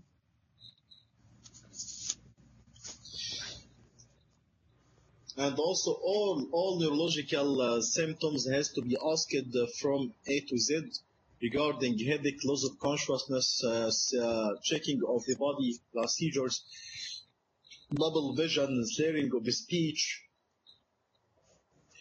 urine incontinence and stool incontinence, abnormal gait, and to ask about make review of the patient.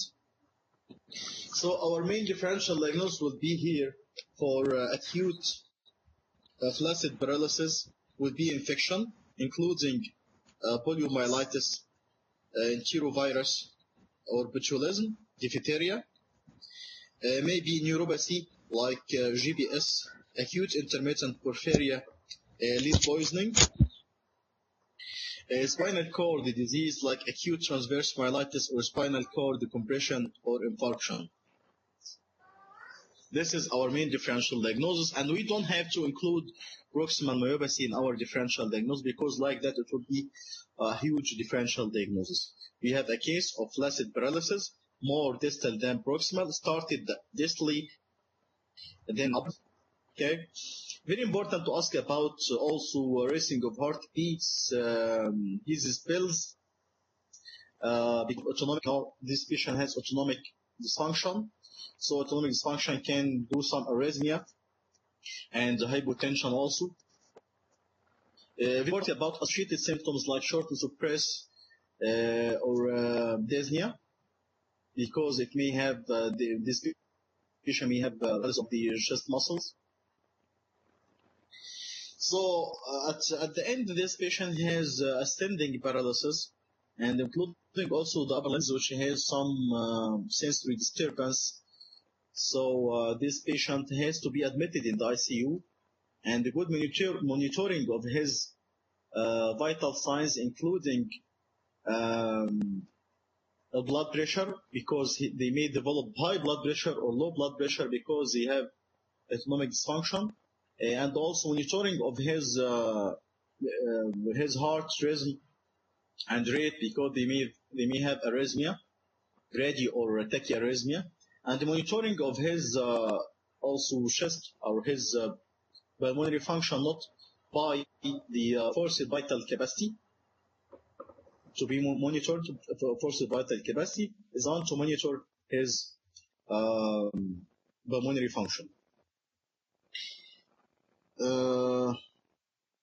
So very important to ask also in this case about history of his drug abuser, because botulism can develop in drug abuser by needle sharing. So for me, I put GPS as first differential diagnosis. I'll put acute intermittent porphyria, but again is that there is no history of a similar attack before.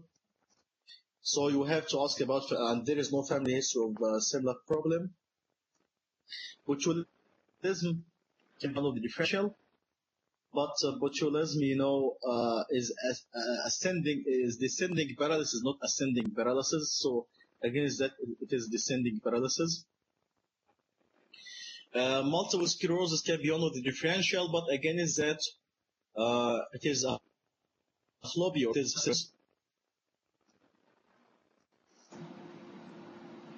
And also by examination, we can differentiate by examination. We will find lower motor neuron signs in this patient, not upper motor neuron signs, like in multiple sclerosis.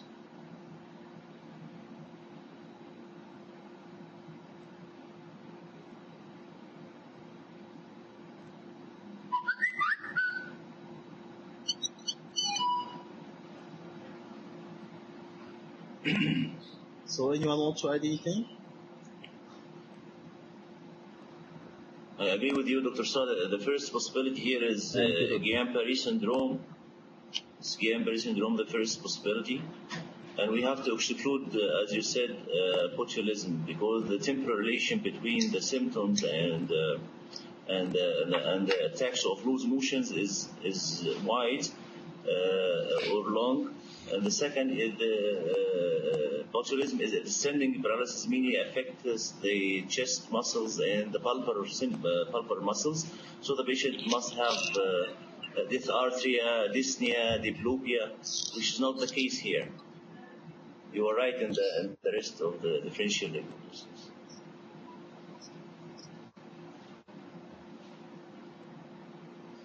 Yes, otherwise, he Hello? Dr. Hello? Muhammad, this is your case? Welcome back. No, Welcome back, Dr. Muhammad. this is معلش بقى طلعتوني انتوا بره المجموعة. مش مشكلة. لا this is not my case. My case weakness في الرايت upper limb. And the only positive history is loss of sight vision. دي كانت حالة دكتور بلال.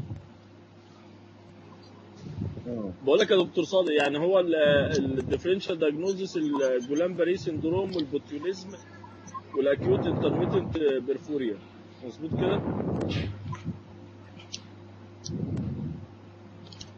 Yes, it is a differential diagnosis of acute placid paralysis. So we'll put viral infection and neuropathy and spinal cord disease. Viral infection can include poliomyelitis. But poliomyelitis most probably it is asymmetrical, not symmetrical.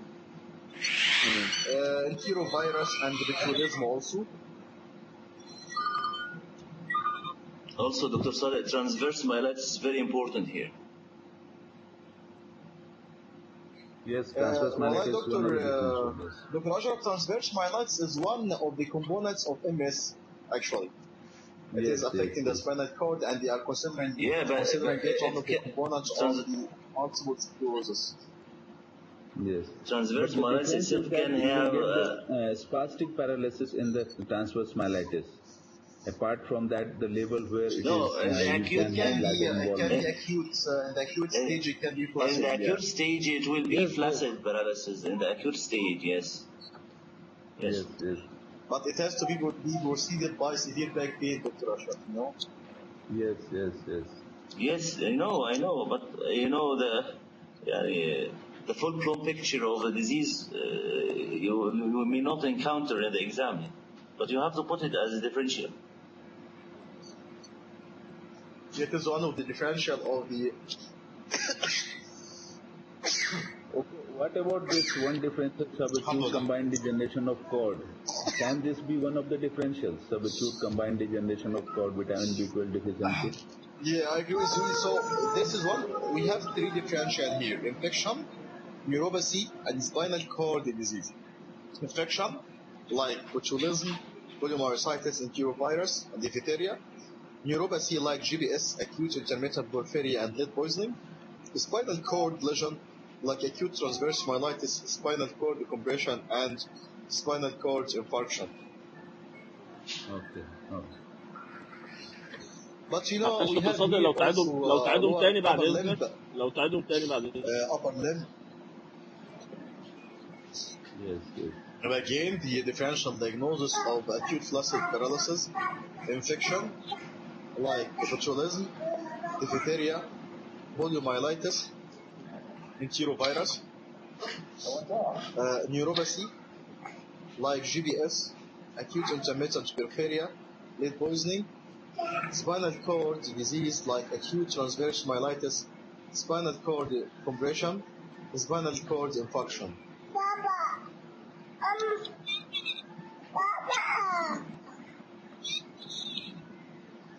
So still, transverse myelitis is one of our differential diagnosis, which is included also in multiple sclerosis.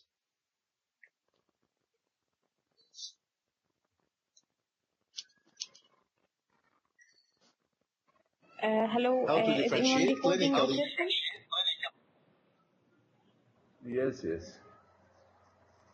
Yes. Okay. Yes, Dr. Nagla. Dr. Marwa, yes. الاتش اي في ممكن يتحط هنا يا دكتور صادق ولا؟ Why HIV?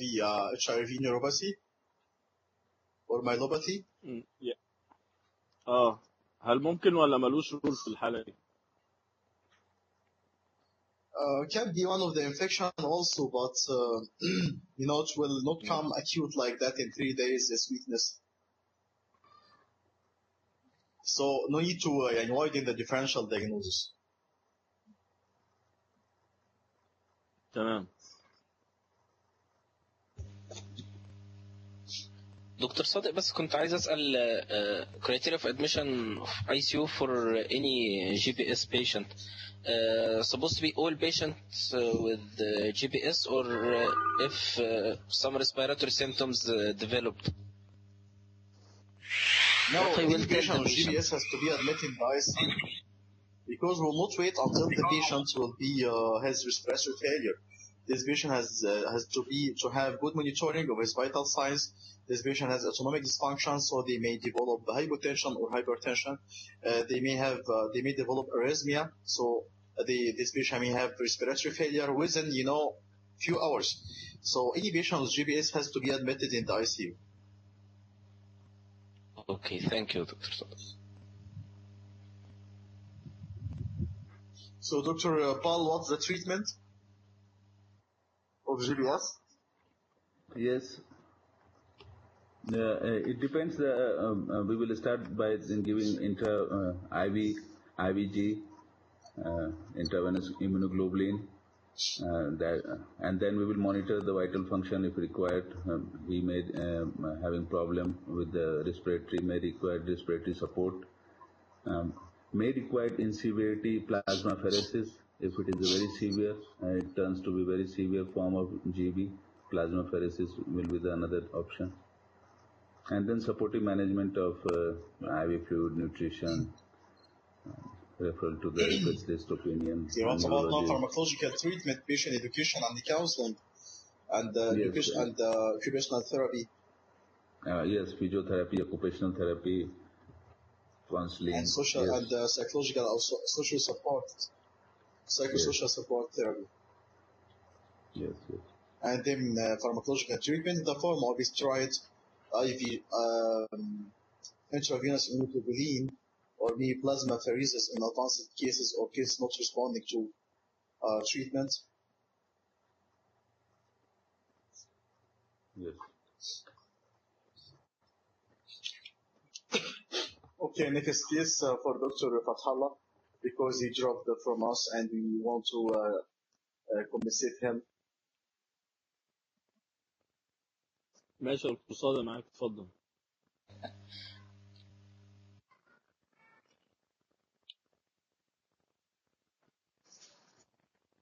Okay, station 5.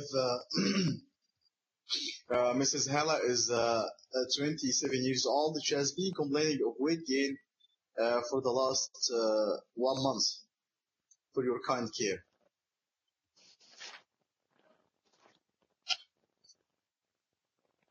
Weight gain for the last Yes, 1 month. 1 month.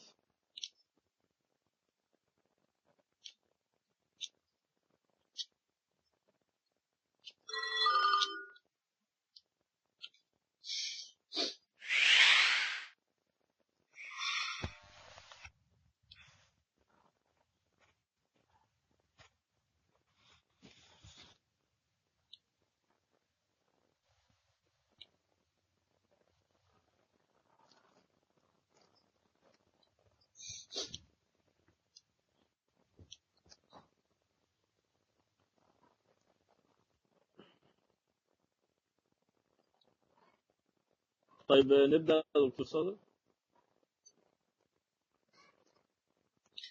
Okay. Good evening Mrs. Hala. Station 5, huh? أيوه Good أيوه. evening, doctor. Dr. Muhammad, Senior House Officer at the Medical Clinic today. It is nice to meet you today. Nice to meet you, doctor. Hello? Nice to meet you, doctor. So, I received your GP letter that you are complaining from weight gain for the last month. Can you tell me more about this? Yes, doctor. For the last 2 months, I have this weight gain. I gained more than 15 kilograms, doctor, for the last 2 months. I'm sorry for that, Mrs. So, can you tell me more about your diet? Is there any change in your diet? No, doctor, it is the same as before. Okay. So, about this weight, it is all over your body or in a specific part of your body? All over my body, doctor. Okay. So, do you have any sleepiness? Any what, doctor? Sleepiness, sense of sleepiness. Yes, doctor. I sleep for long times. Recently, doctor. Okay, I'm sorry for that. Do you have any cold intolerance? Do you feel that you can't tolerate cold as before? Yes, doctor. Okay. What about your back passage? Is there any change in your back passage? Doctor, maybe I'm not sure about that, but I'm not going to the bathroom frequently as before. Okay. So you have recent constipation now. Yes, doctor. Okay, Mrs. Mrs. Hannah, there is any weakness, any muscle aches or weakness?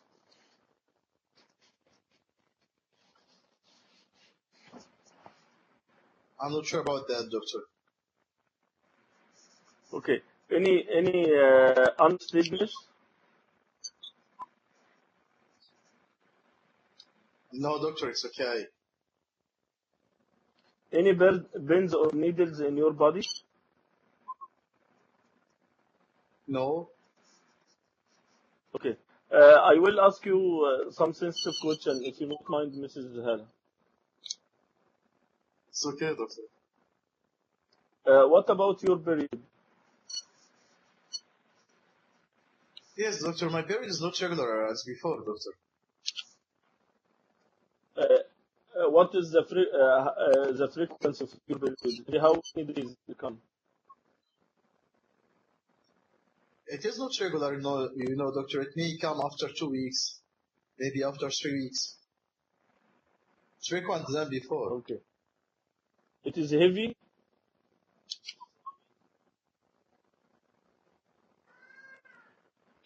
Yes, doctor, heavy than before. Okay. So, are you married, Mrs. Hannah?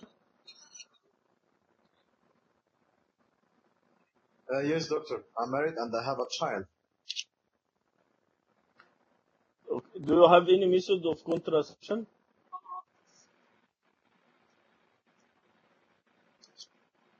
No, doctor. Okay.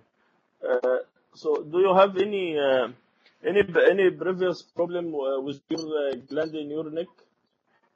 Your thyroid, what's called thyroid problem? No, doctor. Okay. So, Mrs. Hannah, I will go to examine here now. Go to what? I will go to make a general examination for her. I will first I will check the pulse.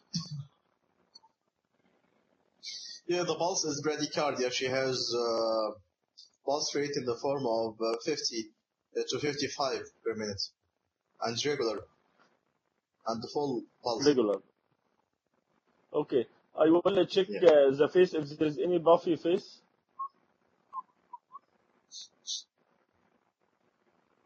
No puffiness, but just generalized weight gain. Okay. I will check the skin if there is any roughness of the skin. Skin looks dry. Right. Okay. I will check the hair of her head if any associated autoimmune disease like alopecia totalis. No. Okay. I will check for proximal myopathy. By doing what?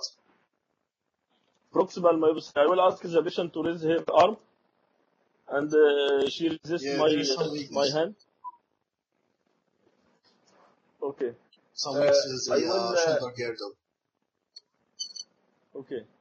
I will ask the examiner if I can do the ankle reflex. No. Yes, okay. There is slow releasing reflex, deep reflex. Okay. Also, during my examination, I will ask the patient if she is a smoker. No, doctor, I don't smoke at all. And what about alcohol? I don't drink, doctor. Any past medical history like diabetes, high blood sugar, high blood pressure? No, doctor. About her job, is there is any what is her job? Yes, doctor, I'm working as secretary, doctor. And this weight gain is embarrassing me so much between my colleagues and my friends.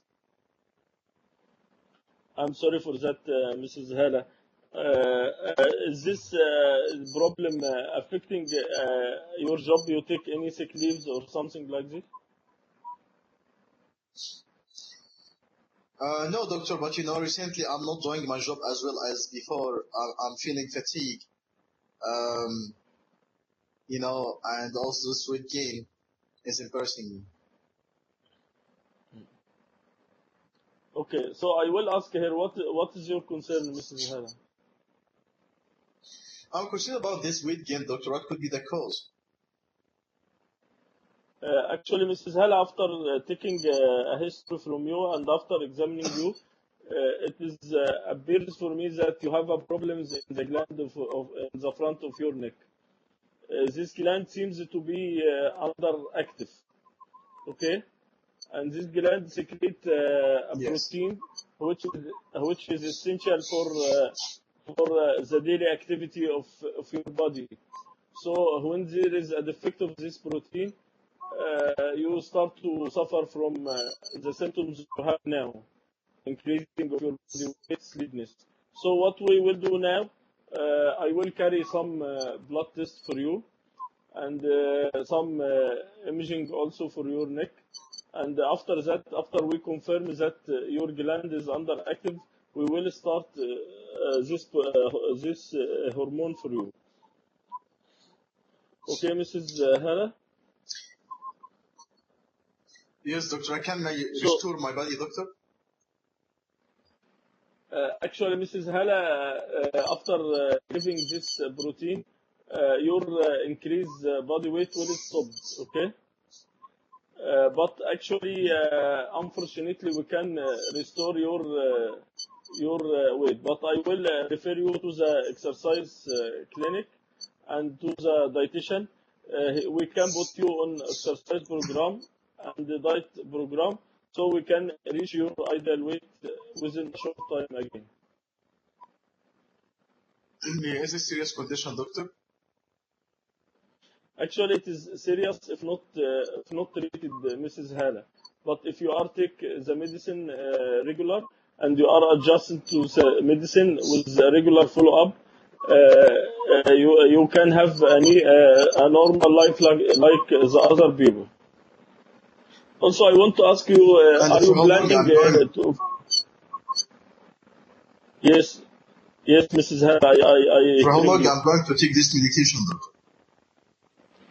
Actually, Mrs. Hala, this medication is for long life. We can't stop this medication at any time, but we can adjust the dose according to your situation and to your investigation.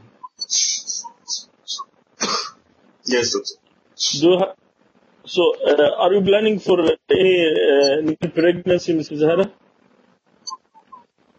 Yes, doctor, of course. I'm planning. I still have one kid, but I'm planning to have more.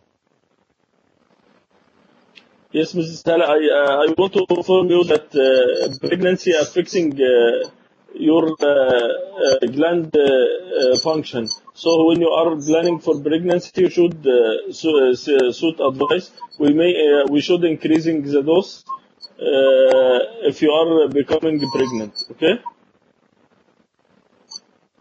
Yes, doctor. Do you have any other concern? No, thank you, doctor. Thank you, Mrs. Hala. So what's your diagnosis and differential diagnosis? My diagnosis, this is a case of hypothyroidism.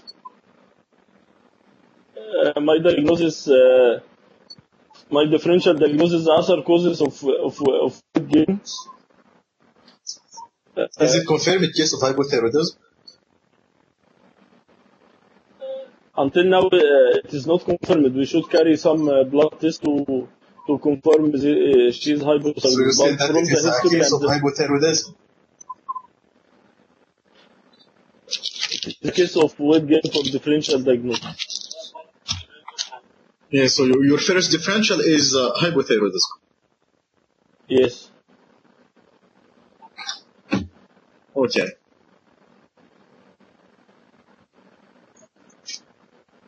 So why not it is a Cushing?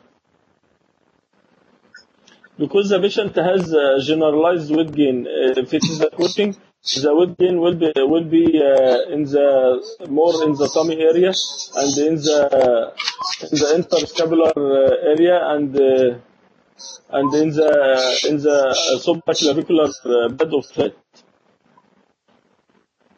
And also So the patient will distribution have of weight gain is the only one to rule out Cushing.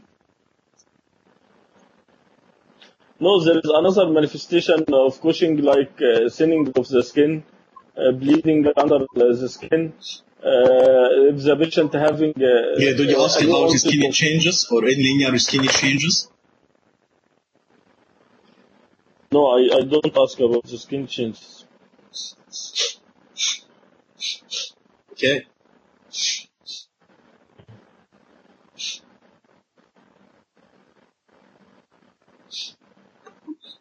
Yes, Did you ask about other symptoms of Cushing?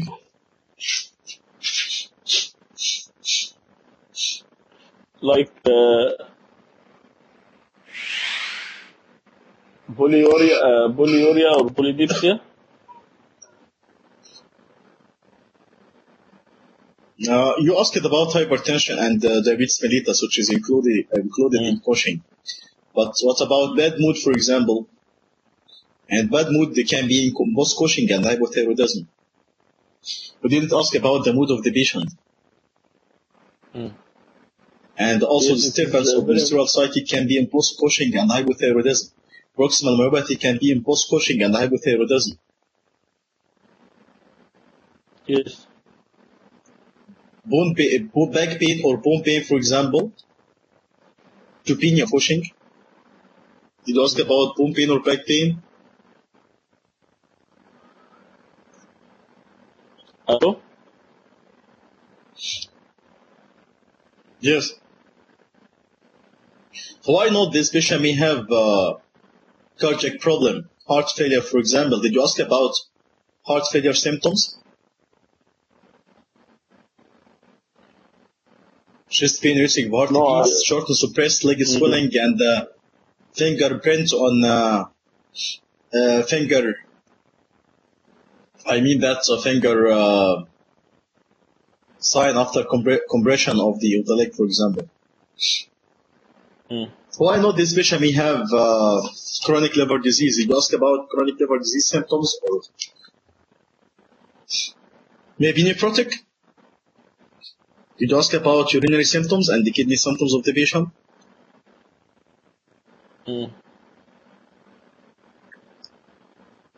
So it is وانا a لازم case اسال of عن كل weight gain. Yeah, it is a case of weight gain for differential diagnosis. So you catch it early, the diagnosis of hypothyroidism. You ask it only about hypothyroid symptoms. But why not to ask about the others? Because, you have one of the clinical skills of the exam is differential diagnosis. So you have to ask about differential diagnosis of weight gain of the patient. If like that, you ask it only and focus on hypothyroidism symptoms, so you may lose the differential diagnosis, and he will write in his notes, the differential diagnosis here is late because you ask it only on the hypothyroid symptoms. So in our case, weight gain, we have differential diagnosis you have to write in your paper. You don't know the patient yet and you didn't see the patient. So you have endocrinal causes, hypothyroidism, Cushing, diabetes mellitus, insulinoma, polycystic ovary syndrome, and then other causes due to salt and water retention like chronic liver disease, chronic kidney disease and nephrotic syndrome, hypoalbuminemia, maybe because of loose motions or because of, celiac disease, for example, which is causing hypoalbuminemia, congestive heart failure. So when you are going to the exam, you have to ask about all of these differential diagnoses, and believe me, you have the time for that. So you have to ask about onset, course, duration of the weight gain, and where the patient bought weight in the body. And, also you have to ask about, number one, hypothyroidism. So any cold intolerance, generalized fatigue, what about your menstrual cycles? Is it heavy? Is it regular? Any moody changes? What about your skin? Any loss of skin trigger, you finish hypothyroidism. Any history of diabetes mellitus or increased appetite or frequent urination, this is diabetes. Any history of fainting attack or sweating or low glucose level measured before, you finish insulinoma. Any history of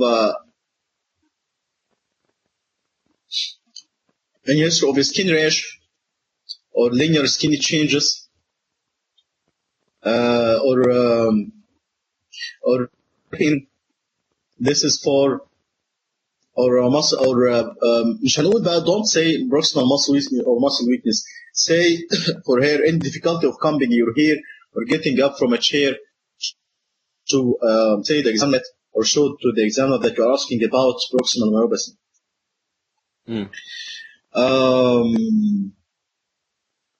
Then for heart failure, any short suppressed difficulty, any chest pain, racing of heart beats, leg swelling, for congestive heart failure, any tummy pain or yellow discoloration of the sclera of your eyeballs, chronic liver disease.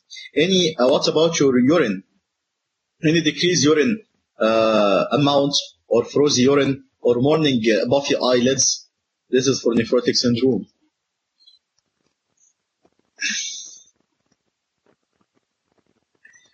Then social history, as we know, medical history, family history, and the drug history. In the examination, of course, you are going to examine only the systems related to hypothyroidism only. As you made perfectly in the examination, the pulse of the patient, examine the pulse for bradycardia, and then examine for proximal myopathy by making the arms against resistance.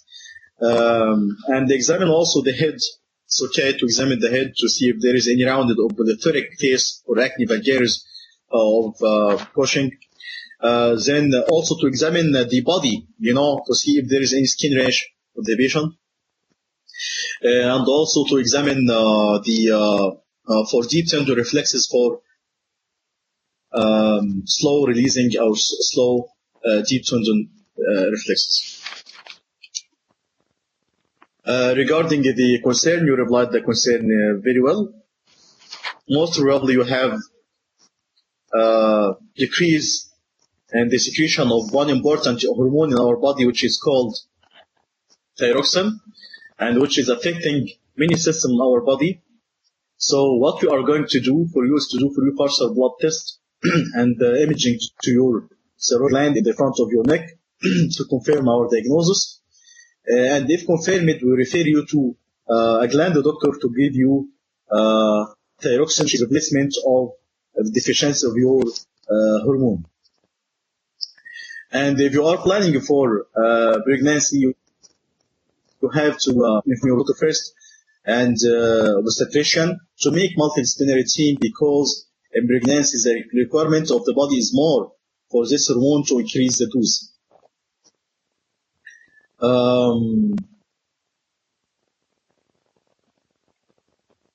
What else? Anything else? For how long I'm going to receive this medication? As you said, most probably you are going to take it for long life, but according to the underlying cause, and this will be decided by the gland doctor himself. Is it a serious condition? Yes, it is serious if you didn't receive treatment, because if you didn't receive treatment, your condition may be deteriorated, and even you may go into coma. But if you receive treatment properly, you can live normal life and enjoy your life. حكايه الجيننج return of the normal weight again.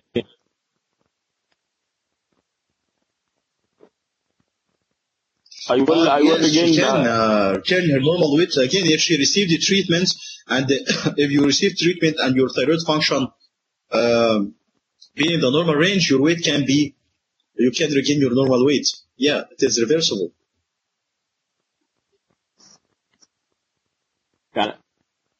أنا ما شفتش حد يعني I didn't see in my practice anyone his weight return to normal. after controlling of thyroid. Okay, let us take idea from our other colleagues. Weight gain in hypothyroidism. What do you think after treatment? Is it reversible or not reversible? Yes, reversible weight gain, very much reversible. I have many sisters here in hospital. They got weight gain and then they started L-proxin, body metabolism increased and weight come down. And come down very fast, within 3 months, 4 months. Yes.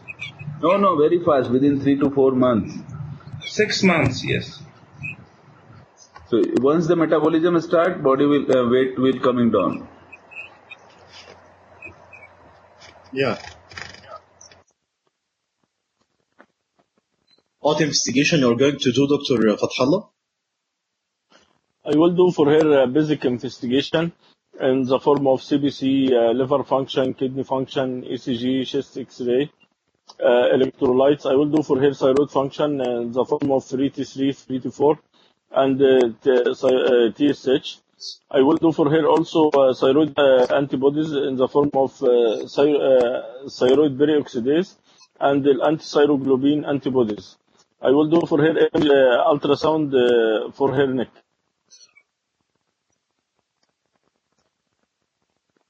Okay. You're going to take biopsy? If there is any swelling in her neck, localized nodule, it is better to take a fine needle aspiration. Yeah. What about iodine intake?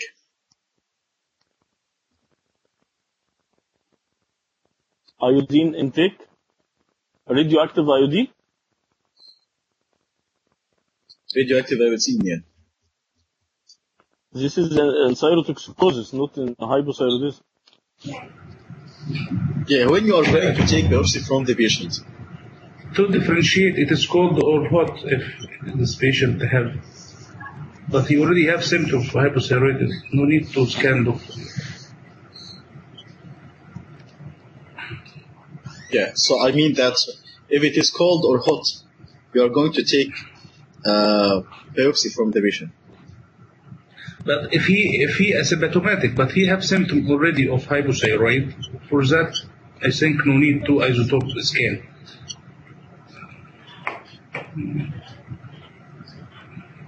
Yeah, and if there is a mass already, if there is clamp. He do ultrasound, thyroid ultrasound, and then he would do a fine needle aspiration biopsy. I think so. Dr. Sadek? Okay. Dr. Sadek? Yes? I think it would depend on the status of serum TSH level, you know. If it comes to be normal, yeah. So there is a need to do biopsy. If it is normal TSH level? Yeah, so no need to, then we have to do biopsy then. The biopsy is taken when the patient has neck clamp, and then we will do iodine for the patient, radioactive iodine. If it is cold and the patient is hypothyroid, so we are going to do, if it is hot, we are not going to do biopsy. If it is cold, we are going to do biopsy to exclude it is malignancy. Yes. And what about or malignancy? So radio iodine, important. Yes. Radio iodine intake or radioactive iodine, it is the one to make us to decide for biopsy. If it is cold, we are going to do biopsy for the patient with the presence of neck clamp, of course. Very important here to mention the issue of malignancy and the planning family, planning for pregnancy, and to tell the patient to tell her gland doctor and to tell her obstetrician about this in order to increase the dose of thyroxine. Very important in this case in the answer of the concern. Okay.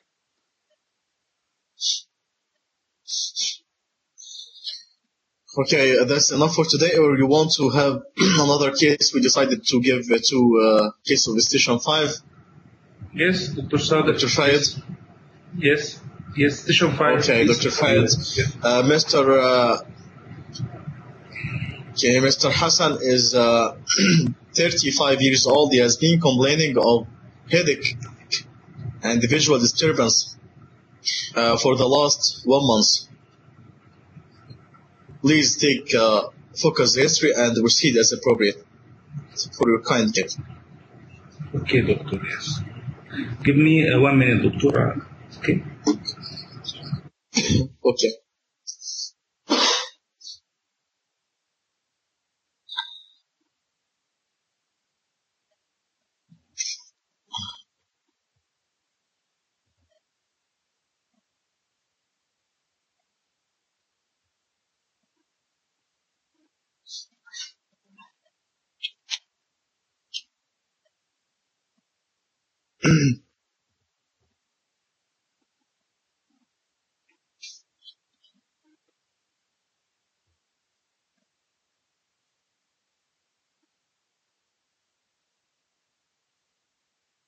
الو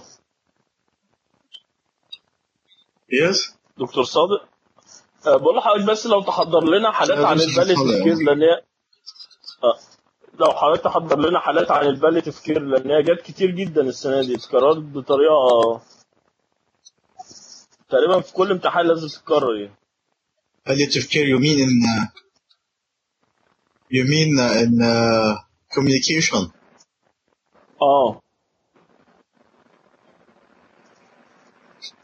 We just had one case today. We made our case as a case of cancer colons metastasis on palliative treatment. ما للاسف This انا was ما our case سمعتهاش. today in communication, but we didn't attend. Okay, mostly we are going to upload the video, inshallah, on the YouTube and Facebook, inshallah. ان شاء الله.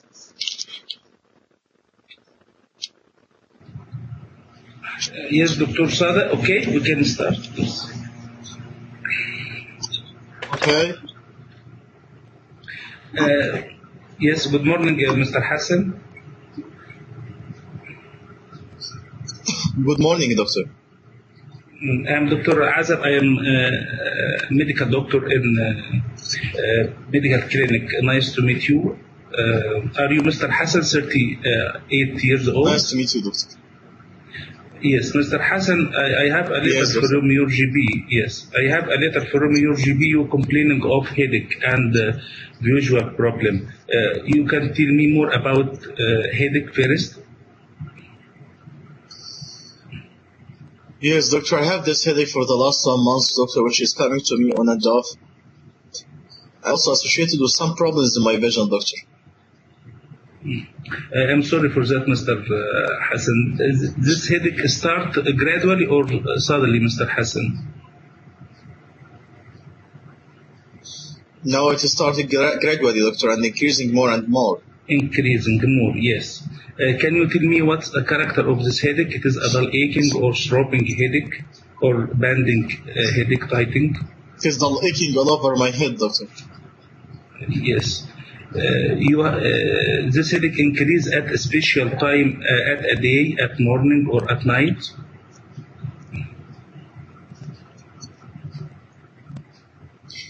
No, doctor, it can come anytime. Can wake you from sleep? No, doctor. Can decrease by sleep, Mr. Hassan? Yes, doctor, during sleeping time I can feel free from this headache. Yes, if you sleep, this headache is relieved already. You feel Yes. you feeling sick or getting sick with this headache, Mr. Hassan? No, doctor. You tell me this headache all over your head. No special site for this headache in the back of your head or on the side of your head? No, doctor. If we grading this headache from 1 to 10, can you tell me what's the degree of this headache from 1 to 10? Maybe 7 to 8, doctor. 7 to 8. Yes, you have this headache previously. He come in recurrent attacks in books. No, doctor, just for the last 1 month, doctor. Yes, it is increasing if you look into two lights or hearing loud voice. No, I'm not sure about that, doctor. Yes, It during can this come headache you spontaneously feel. without anything. Yes, during this headache you feel your eye tearing. You have lacrimations. No. Yes, Mr. Hassan, you tell me you have a problem in your vision. You can tell me what's this problem? Yes, doctor, I have a problem in my sight, doctor. Eyesight. Yes. Yes. Yeah. Can you describe what's this problem? Decreasing in your visual acuity, or you seeing something is not clear below an vision? No, my visual acuity is okay, doctor. Yes, you seeing something is not clear. No, it is clear. Yes. What type of blurring of vision you said? How you mean by this blurring of vision, Mr. Hassan? I have problem in seeing objects completely, doctor. Side of, yes, you can see the side of the road when you walking in the street like that. You Yes, pumping doctor, in this is the my subject. problem. I don't see the walls. Yes, doctor. Yes, you pumping in the subject inside your home when you walking. Yes, doctor, and I cannot see the side of the road and the walls of the room when I'm looking forward. I'm sorry for that, Mr. Ahmed. This problems occurring with headache, coinciding with headache at the same time Yes, of doctor. headache, or this? Yes. No, it is. Mr. Ahmed, No, all the time, doctor. all the time. Yes, I'm sorry for that, Mr. Ahmed. Mr. Ahmed, can I ask you some questions about private questions about your pictures before you have any you feel any change in your face in your pictures, not like before when you look into the mirror? You see any difference in Yes, your doctor, picture? yes, my facial features, my facial features Yes. is no bigger than before. Doctor. You seeing your nose become bigger, your ear become bigger, like that? Yeah. Yes, doctor. Yes, I'm sorry for that, Mr. Ahmed. Mr. Ahmed, you observe any changing in the ring size and your shoe size? Yes, doctor. Yes, you sweat too much? Yes, doctor, I have a sweat in my hand. It's more than before. Yes, I'm sorry, Mr. Ahmed. Mr. Ahmed, what about your weight? You have any weight gain? Or weight loss? I think so, doctor, yes, but not so much. Yes, how many kilo? Maybe 5 kilograms, doctor, or from 3 to 5 kilograms. Yes, Mr. Ahmed, yes, you feel any chest pain, any shortness of breathing? No, doctor. Any racing of your heartbeat? No. You can combing your hair or ascending a stair, Mr. Ahmed. You will feel any difficulty in doing this? Yes, doctor, I have some difficulty of these things recently. You have any tummy pain, Mr. Ahmed? No, doctor. You have any change in your bowel habits?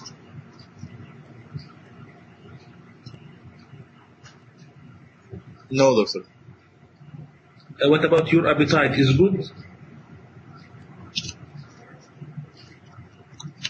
It's like before, doctor, no change.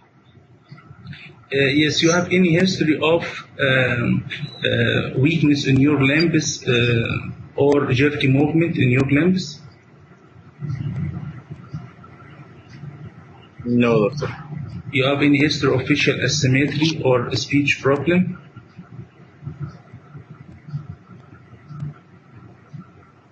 No, doctor. Yes, Mr. Ahmed, you have any history of high blood pressure, high blood sugar?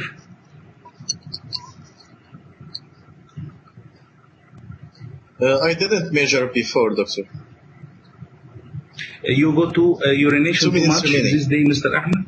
Yes, Mr. Ahmed, you going to CR too much? You urinate too much, Mr. Ahmed? What, doctor?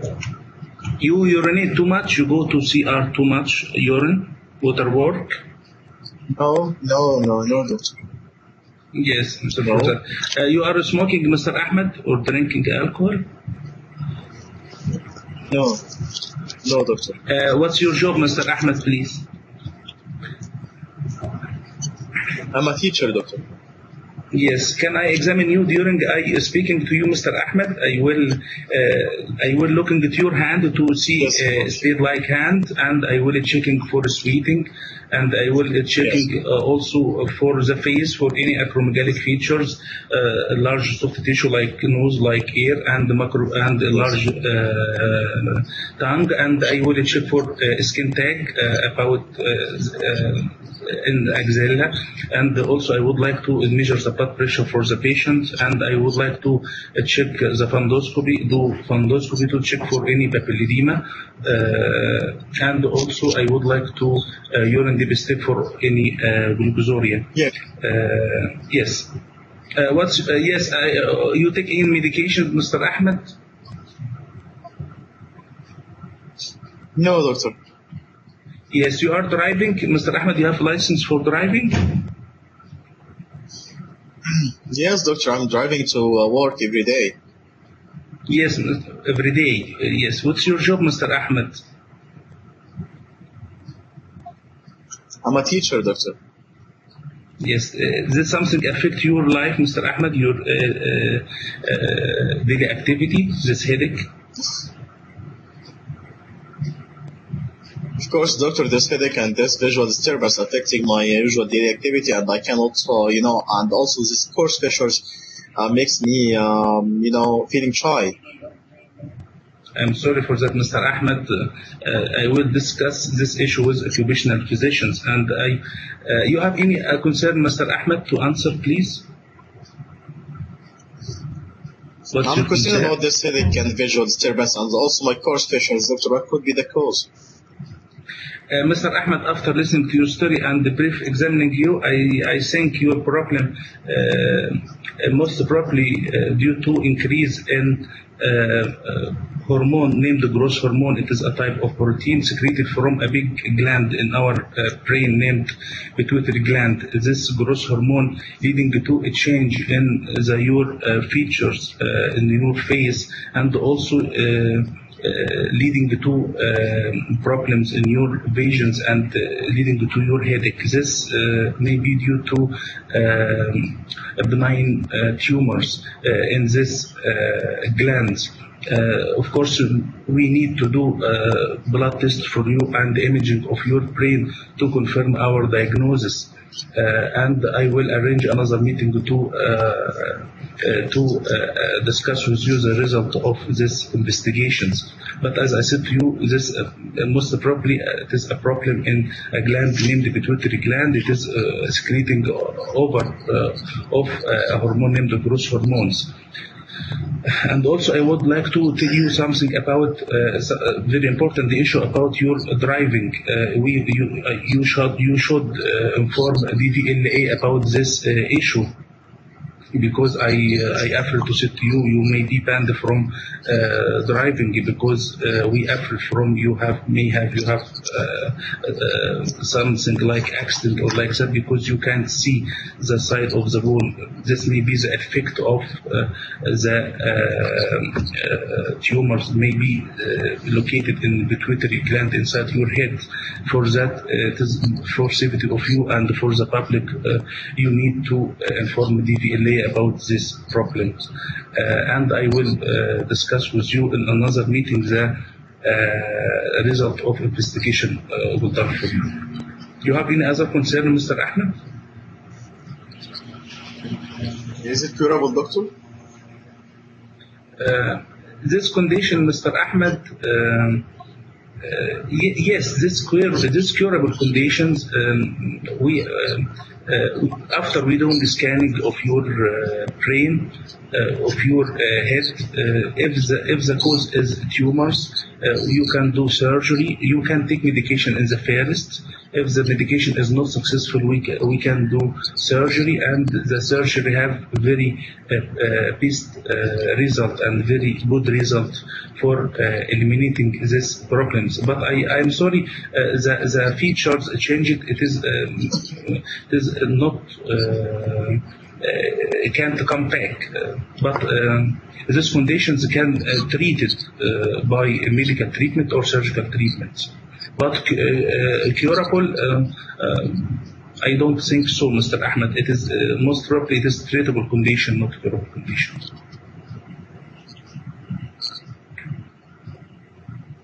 Yeah. Do you have any other concern, Mr. Thank you. Ahmed? Welcome, Mr. Ahmed. No, thank you, doctor. Welcome. Yes, so what's your diagnosis? My diagnosis patient has What's your clinical findings in acromegaly. this patient? Yes, this patient, 35 years old, complaining of headache and visual disturbance. On examination, he have acromegaly No, features. clinical findings He mean has that speed like by examination. yes. Clinical findings by examination.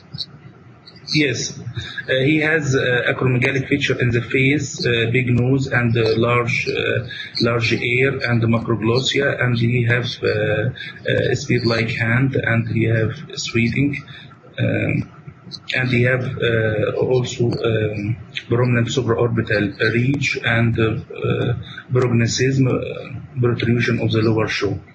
I would like to examine his blood pressure to check for hypertension also, and I will also he may have skin tag if I examine his chest and abdomen.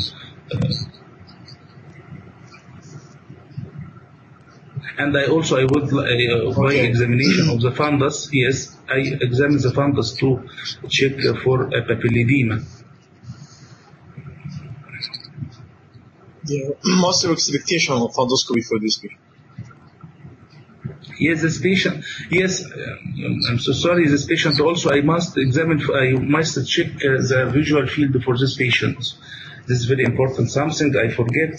I must examine the visual field for this patient. This patient have bitemporal hemianopia. This before fundoscopy, and after I examine the visual field, I will do fundoscopy to check for papilledema.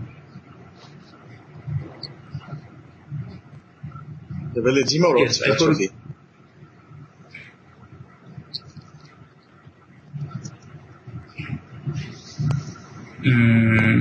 Papilledema, I think.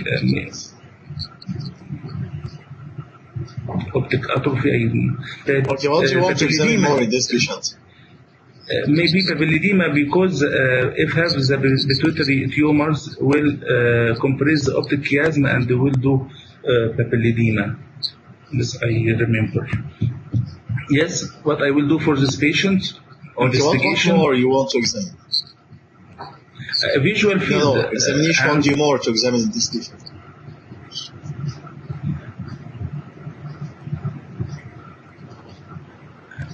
Yes, I examine generally, and I examine the visual field and fundoscopy, and examine also blood pressure, check any sweating, urine dipstick for glucosuria, and for proximal biopsy also. Yeah. And Do you want to examine the heart? Yes, I examine the heart for any heart failures or cardiomyopathy. Yes, I examine the heart base of the lung for any biphasic crepitations and examine for any murmurs and looking to the lower limb to any edema in the lower limb. Yes. I asked You want to already examine about the the abdomen? cardiomyopathy, yes. Abdomen examination, yes. Yeah. I asked the patient about any change in bowel habits because acromegaly associated with colorectal cancers. For that, he not have any change in the bowel habits, but I must examine, if I have time, I will examine the abdomen for any organomegaly, for any mass. Yes. Do you want to screen this patient for colorectal cancer? I will screen this patient for colorectal cancer if he have history and if he have already a change in his bowel habits. But I think so. So only selected patient to do colorectal cancer? Yes. For all Yes, the patients because with colorectal acromegaly cancer has may to be be selected 15, for screening 15%. I think 15% of acromegalic patients have colorectal cancers. But I screening who is high risk if he have any problem. Occult blood in the stool, I think. So what the indication of?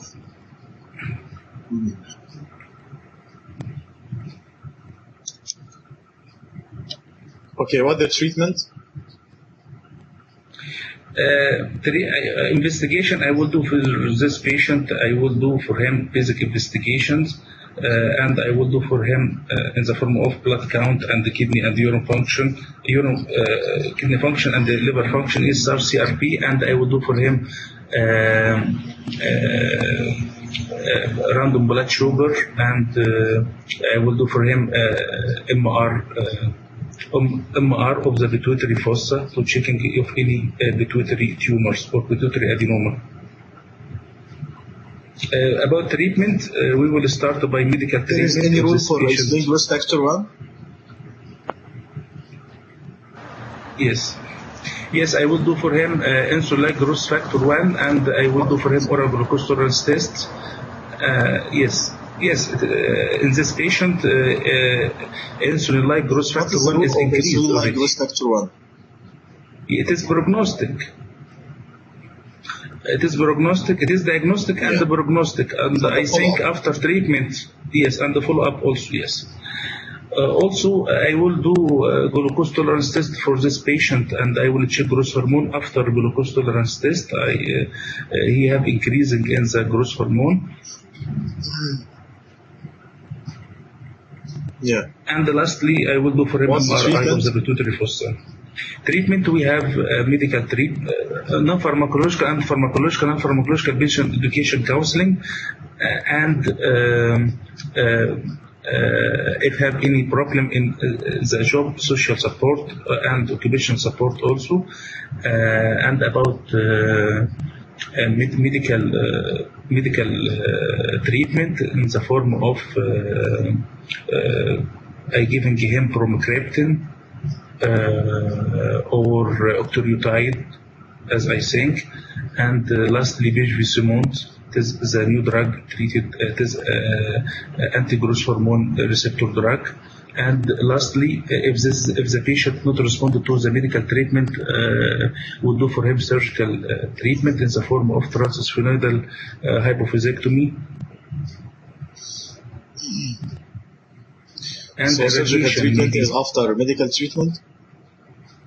We start first by medical treatment. If the patient failed to respond to medical treatment, we doing the surgery and radiotherapy or radiations, as I remember. Okay, thank you, Dr. Fayed. Welcome. Okay, we'll open discussion about the history first.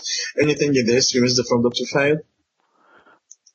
Yes, sir, Dr. Adnan, family history is important, sir, regarding these men syndromes, men 1 and men 2, because they do run in the family.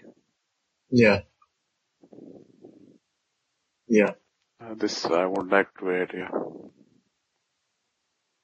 Because there are autosomal dominant conditions. Anything else in there?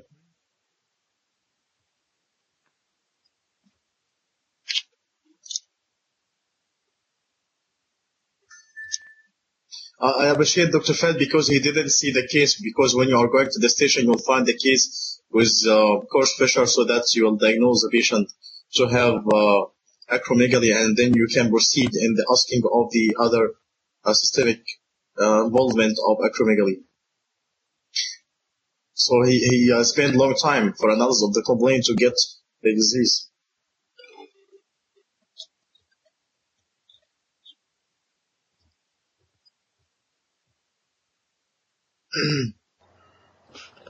Okay, anything else? Anyone want to add? In examination, visual field assessment will be the must before then, conduct. Again, Dr. Bal, please. A visual field assessment that will be the important examination. Yeah. You have to assess first of all the complaint of the patient. So first of all, you have to go to the visual or eye examination regarding the acuity, visual field, and the fundoscopy. Yes. So this is first of all, before any examination, you have to examine the eye. Okay, we'll start from the beginning. The management. Okay, visual disturbance and headache. You have to put in your mind this may be acromegaly or maybe also ICL, idiopathic intracranial hypertension. But in this old, young, old middle-aged male, so the most probably it may be acromegaly more, because intracranial hypertension can become more in the female patient which is taking oral contraceptive pills. But when you are going to the station and see the patient, of course, you will diagnose by inspection that this patient has carpal tunnel syndrome. So as we know that we have to analyze the complaint, onset, course, duration, progression. This patient has headache. Dr. Rafaid, he analyzed the headache in proper way. When this headache started, increasing, decreasing, or the same, coming all the time, or on and off. Grade of the pain, type of the headache. And if there is any worsening factor or improving factor. And then about the visual disturbance, he asked about visual disturbance. What do you mean by visual disturbance? Is it blurring of vision or decreased, or you miss some parts of your vision? Of course, you will go directly that about asking in this vision, you have difficulty in seeing the side of the roofs or the walls of the room when you are looking forward. To finish this dilemma of visual disturbance. To go into the other systemic review, because this patient has multi-system affection. So we'll start from above downwards. Above headache and the blaring and hemitemporal hemianopia, we finished it already in analysis of the complaint. Then we'll go downward the neck of the patient, because this patient may be associated with some thyroid nodule, so any thyroid mass. Then at the same level, the arms of the patient. So any difficulty of coming here or getting up from a chair for proximal neuropathy. Then downwards, the heart. So you have to ask about heart symptoms, any chest pain, any racing of heartbeats, any shortness of breath, and leg swelling for cardiomyopathy for this patient. Then downward the abdomen, any tummy pain, any loose motions for colorectal cancer. Then downward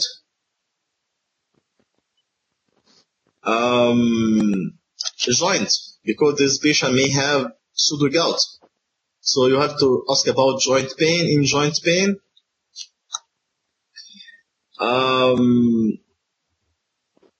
Then for associated problems or associated disease like diabetes, hypertension, in history of diabetes or hypertension, did you check your blood pressure or glucose level before? If he has hypertension, you have to ask about control of hypertension because signs of activity of the disease is uncontrolled high blood pressure. And then to ask about main symptoms, main one, okay? Because acromegaly is not included in main two, actually. Main one symptoms, you can ask about any heart pain or tummy pain, any tummy pain for gastrinoma. Any disease pills and squeezing or loss of consciousness for insulinoma. Any constipation, increased thirsty, headache, frequent urination for hypercalcemia of hyperparathyroidism. I know it looks like a long case, but believe me, this is, if you put this distribution, this skeleton in your brain, it will be very easy. Remember the patient by his anatomy, okay, from upward to downward, not to forget something. And Dr. Faid forget to ask about gout, pseudo-gout of the patient. This patient has pseudo-gout, so he didn't ask about joint pain. He didn't ask about neck, for example, for neck abnormality like hyperpigmentation because this patient may have skin tags or acanthosis nigricans or neck lamp because they may be associated with thyroid. Yes. Thyroid I not ask about carpal tunnel, Dr. Sadek, I think. Carpal tunnel syndrome, I not ask about any tingling, numbness, yes. I not ask this. But I think Dr. Sadek, yes. I think the time is very limited. I think so. For that, if I see the patient, you have to ask him. You are not asking the Dr. Faid about. You are not asking about differential diagnosis. You are asking about one disease, which is acromegaly. So you have to ask about all the symptoms of the systemic symptoms related to this. No need for questioning at all. Why questioning? No, it is a case of acromegaly. Yes, I ask this about case you have to ask about acromegaly symptoms only. Yes. I not ask about the space occupying lesion. No need, Dr. Faid, because such in this case is clear from the features of the patient that this patient is acromegaly. Yes. But what you want to know if there is any systemic involvement. So no need to ask about other differential. No need, yes. I ask about association with acromegaly also only. Like main one, like as a complication. Yes. دكتور صادق. الو الريبلاي اوف كونسيرن بس يعني ايه الكونسيرن اللي ممكن يتسال في الحالات دي وازاي هاو تو ريبلاي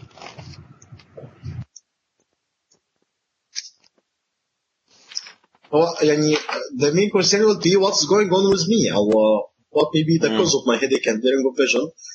Dr. Faid, he replied it properly that most probably you have a condition called acromegaly in which there is enlargement of one gland on your head secreting excessive protein called the growth hormone, causing your coarse fissures, visual disturbance, and your headache.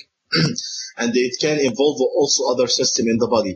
So what we are going to do for you some blood test and imaging of your brain to confirm our diagnosis, and also to refer you to a specialized doctor or multidisciplinary team, including a neurosurgeon and including gland doctor and neurosurgeon to decide the proper plan of management for you.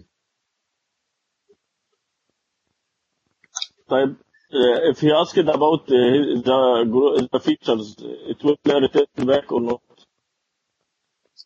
No, of course, features are not coming back to normal. Irreversible, will not come back. Yes, but Dr. Faid, you told the patient your condition is treatable, not curable. His condition is curable by removal of the gland, and you replied that in the treatment plan that you are going to do medication for the patient first, and if medication is not no response to medication, you are going to make surgical removal. Actually, surgical removal is the first line and والله the يا دكتور global صادق standard of treatment of this. انا قلت في الاول curable بصراحه يعني I said the first يعني I answer the concern I said it is a curable يعني I think I not answer good in this issue. I said it is a curable.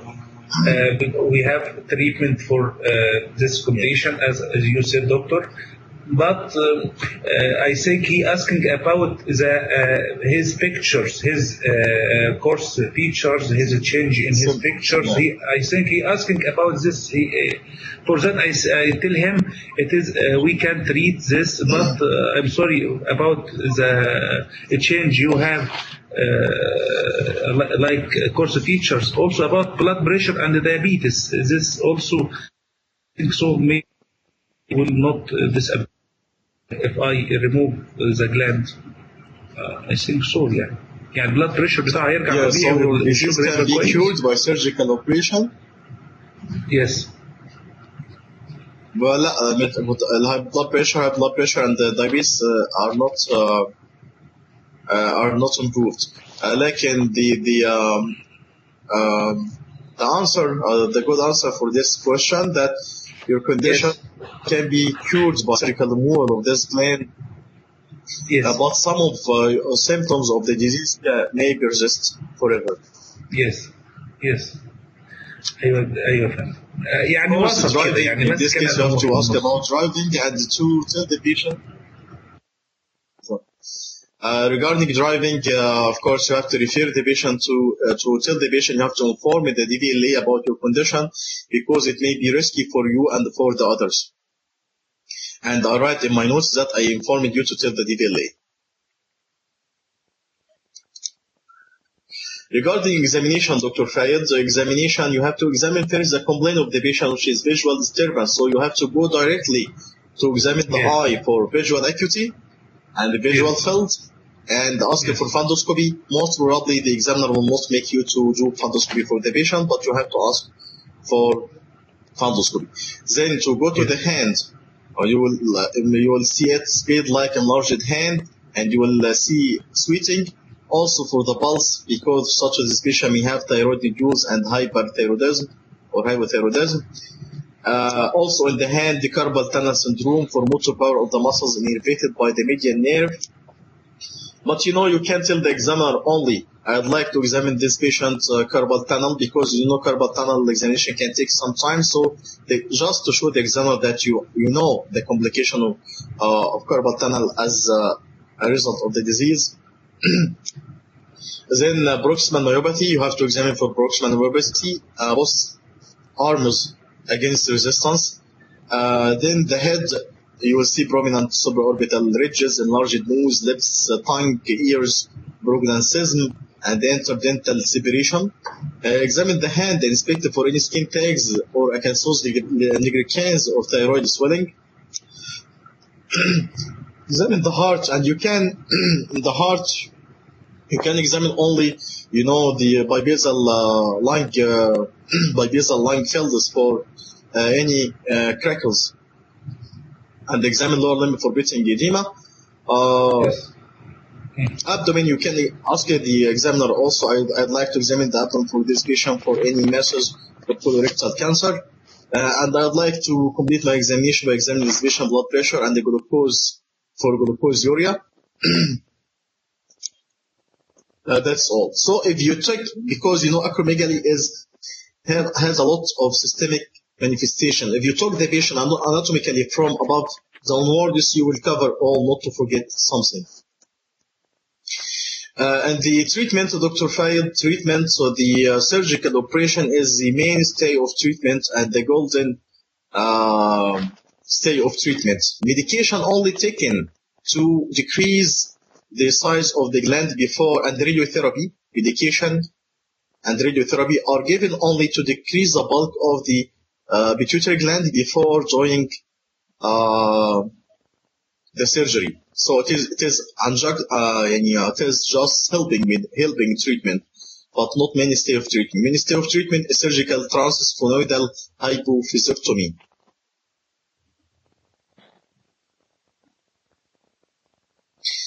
then medication or medical treatment in the form of somatostatin analog like octreotide and dopamine agonists like carbidoline and bromocriptine, and then radiotherapy. It is only to decrease the bulk of the pituitary gland before operation. So this patient need multidisciplinary team from a gland doctor and neurosurgeon to decide the proper treatment. Regarding the investigation, of course, investigation, the mainstay is basic investigation, like we know, and the blood investigation in the form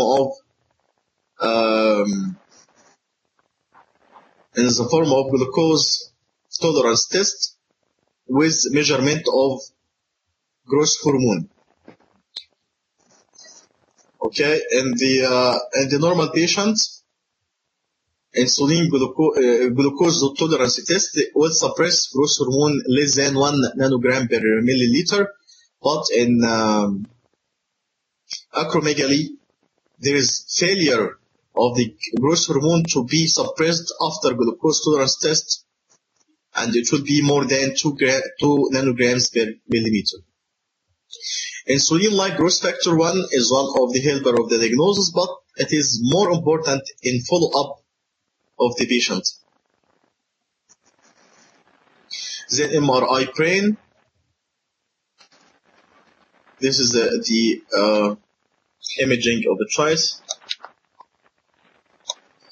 Regarding this patient, Dr. Fayed, this patient needs, all the patients acromegaly need screening for colorectal cancer, need colonoscopy. If the patient, you found polyps with the patient, so this patient needs every 3 years screening. If you didn't find any polyps, this patient needs every 5 years screening. So all patients with acromegaly need screening for colorectal cancer. It will be every 3 years if there is polyps, and every 5 years if no polyps. There is a common question with acromegaly screening for colorectal cancer. Signs, what is the signs of activation of the disease? Dr. Fayed? Yes. Sweating, skin tagged, and uncontrolled blood pressure. Yeah. High blood sugar. Yes. So high blood fatigue? sugar. Yes. Yeah. Fatigue? Yes. Yes. Sweating? Skin tags. Yes. Diabetes, hypertension? Yes. Worsening of the visual field? Yes.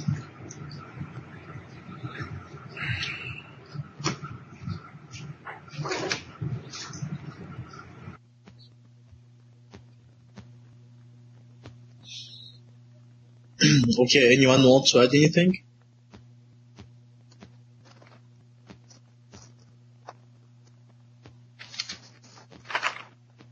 Hello?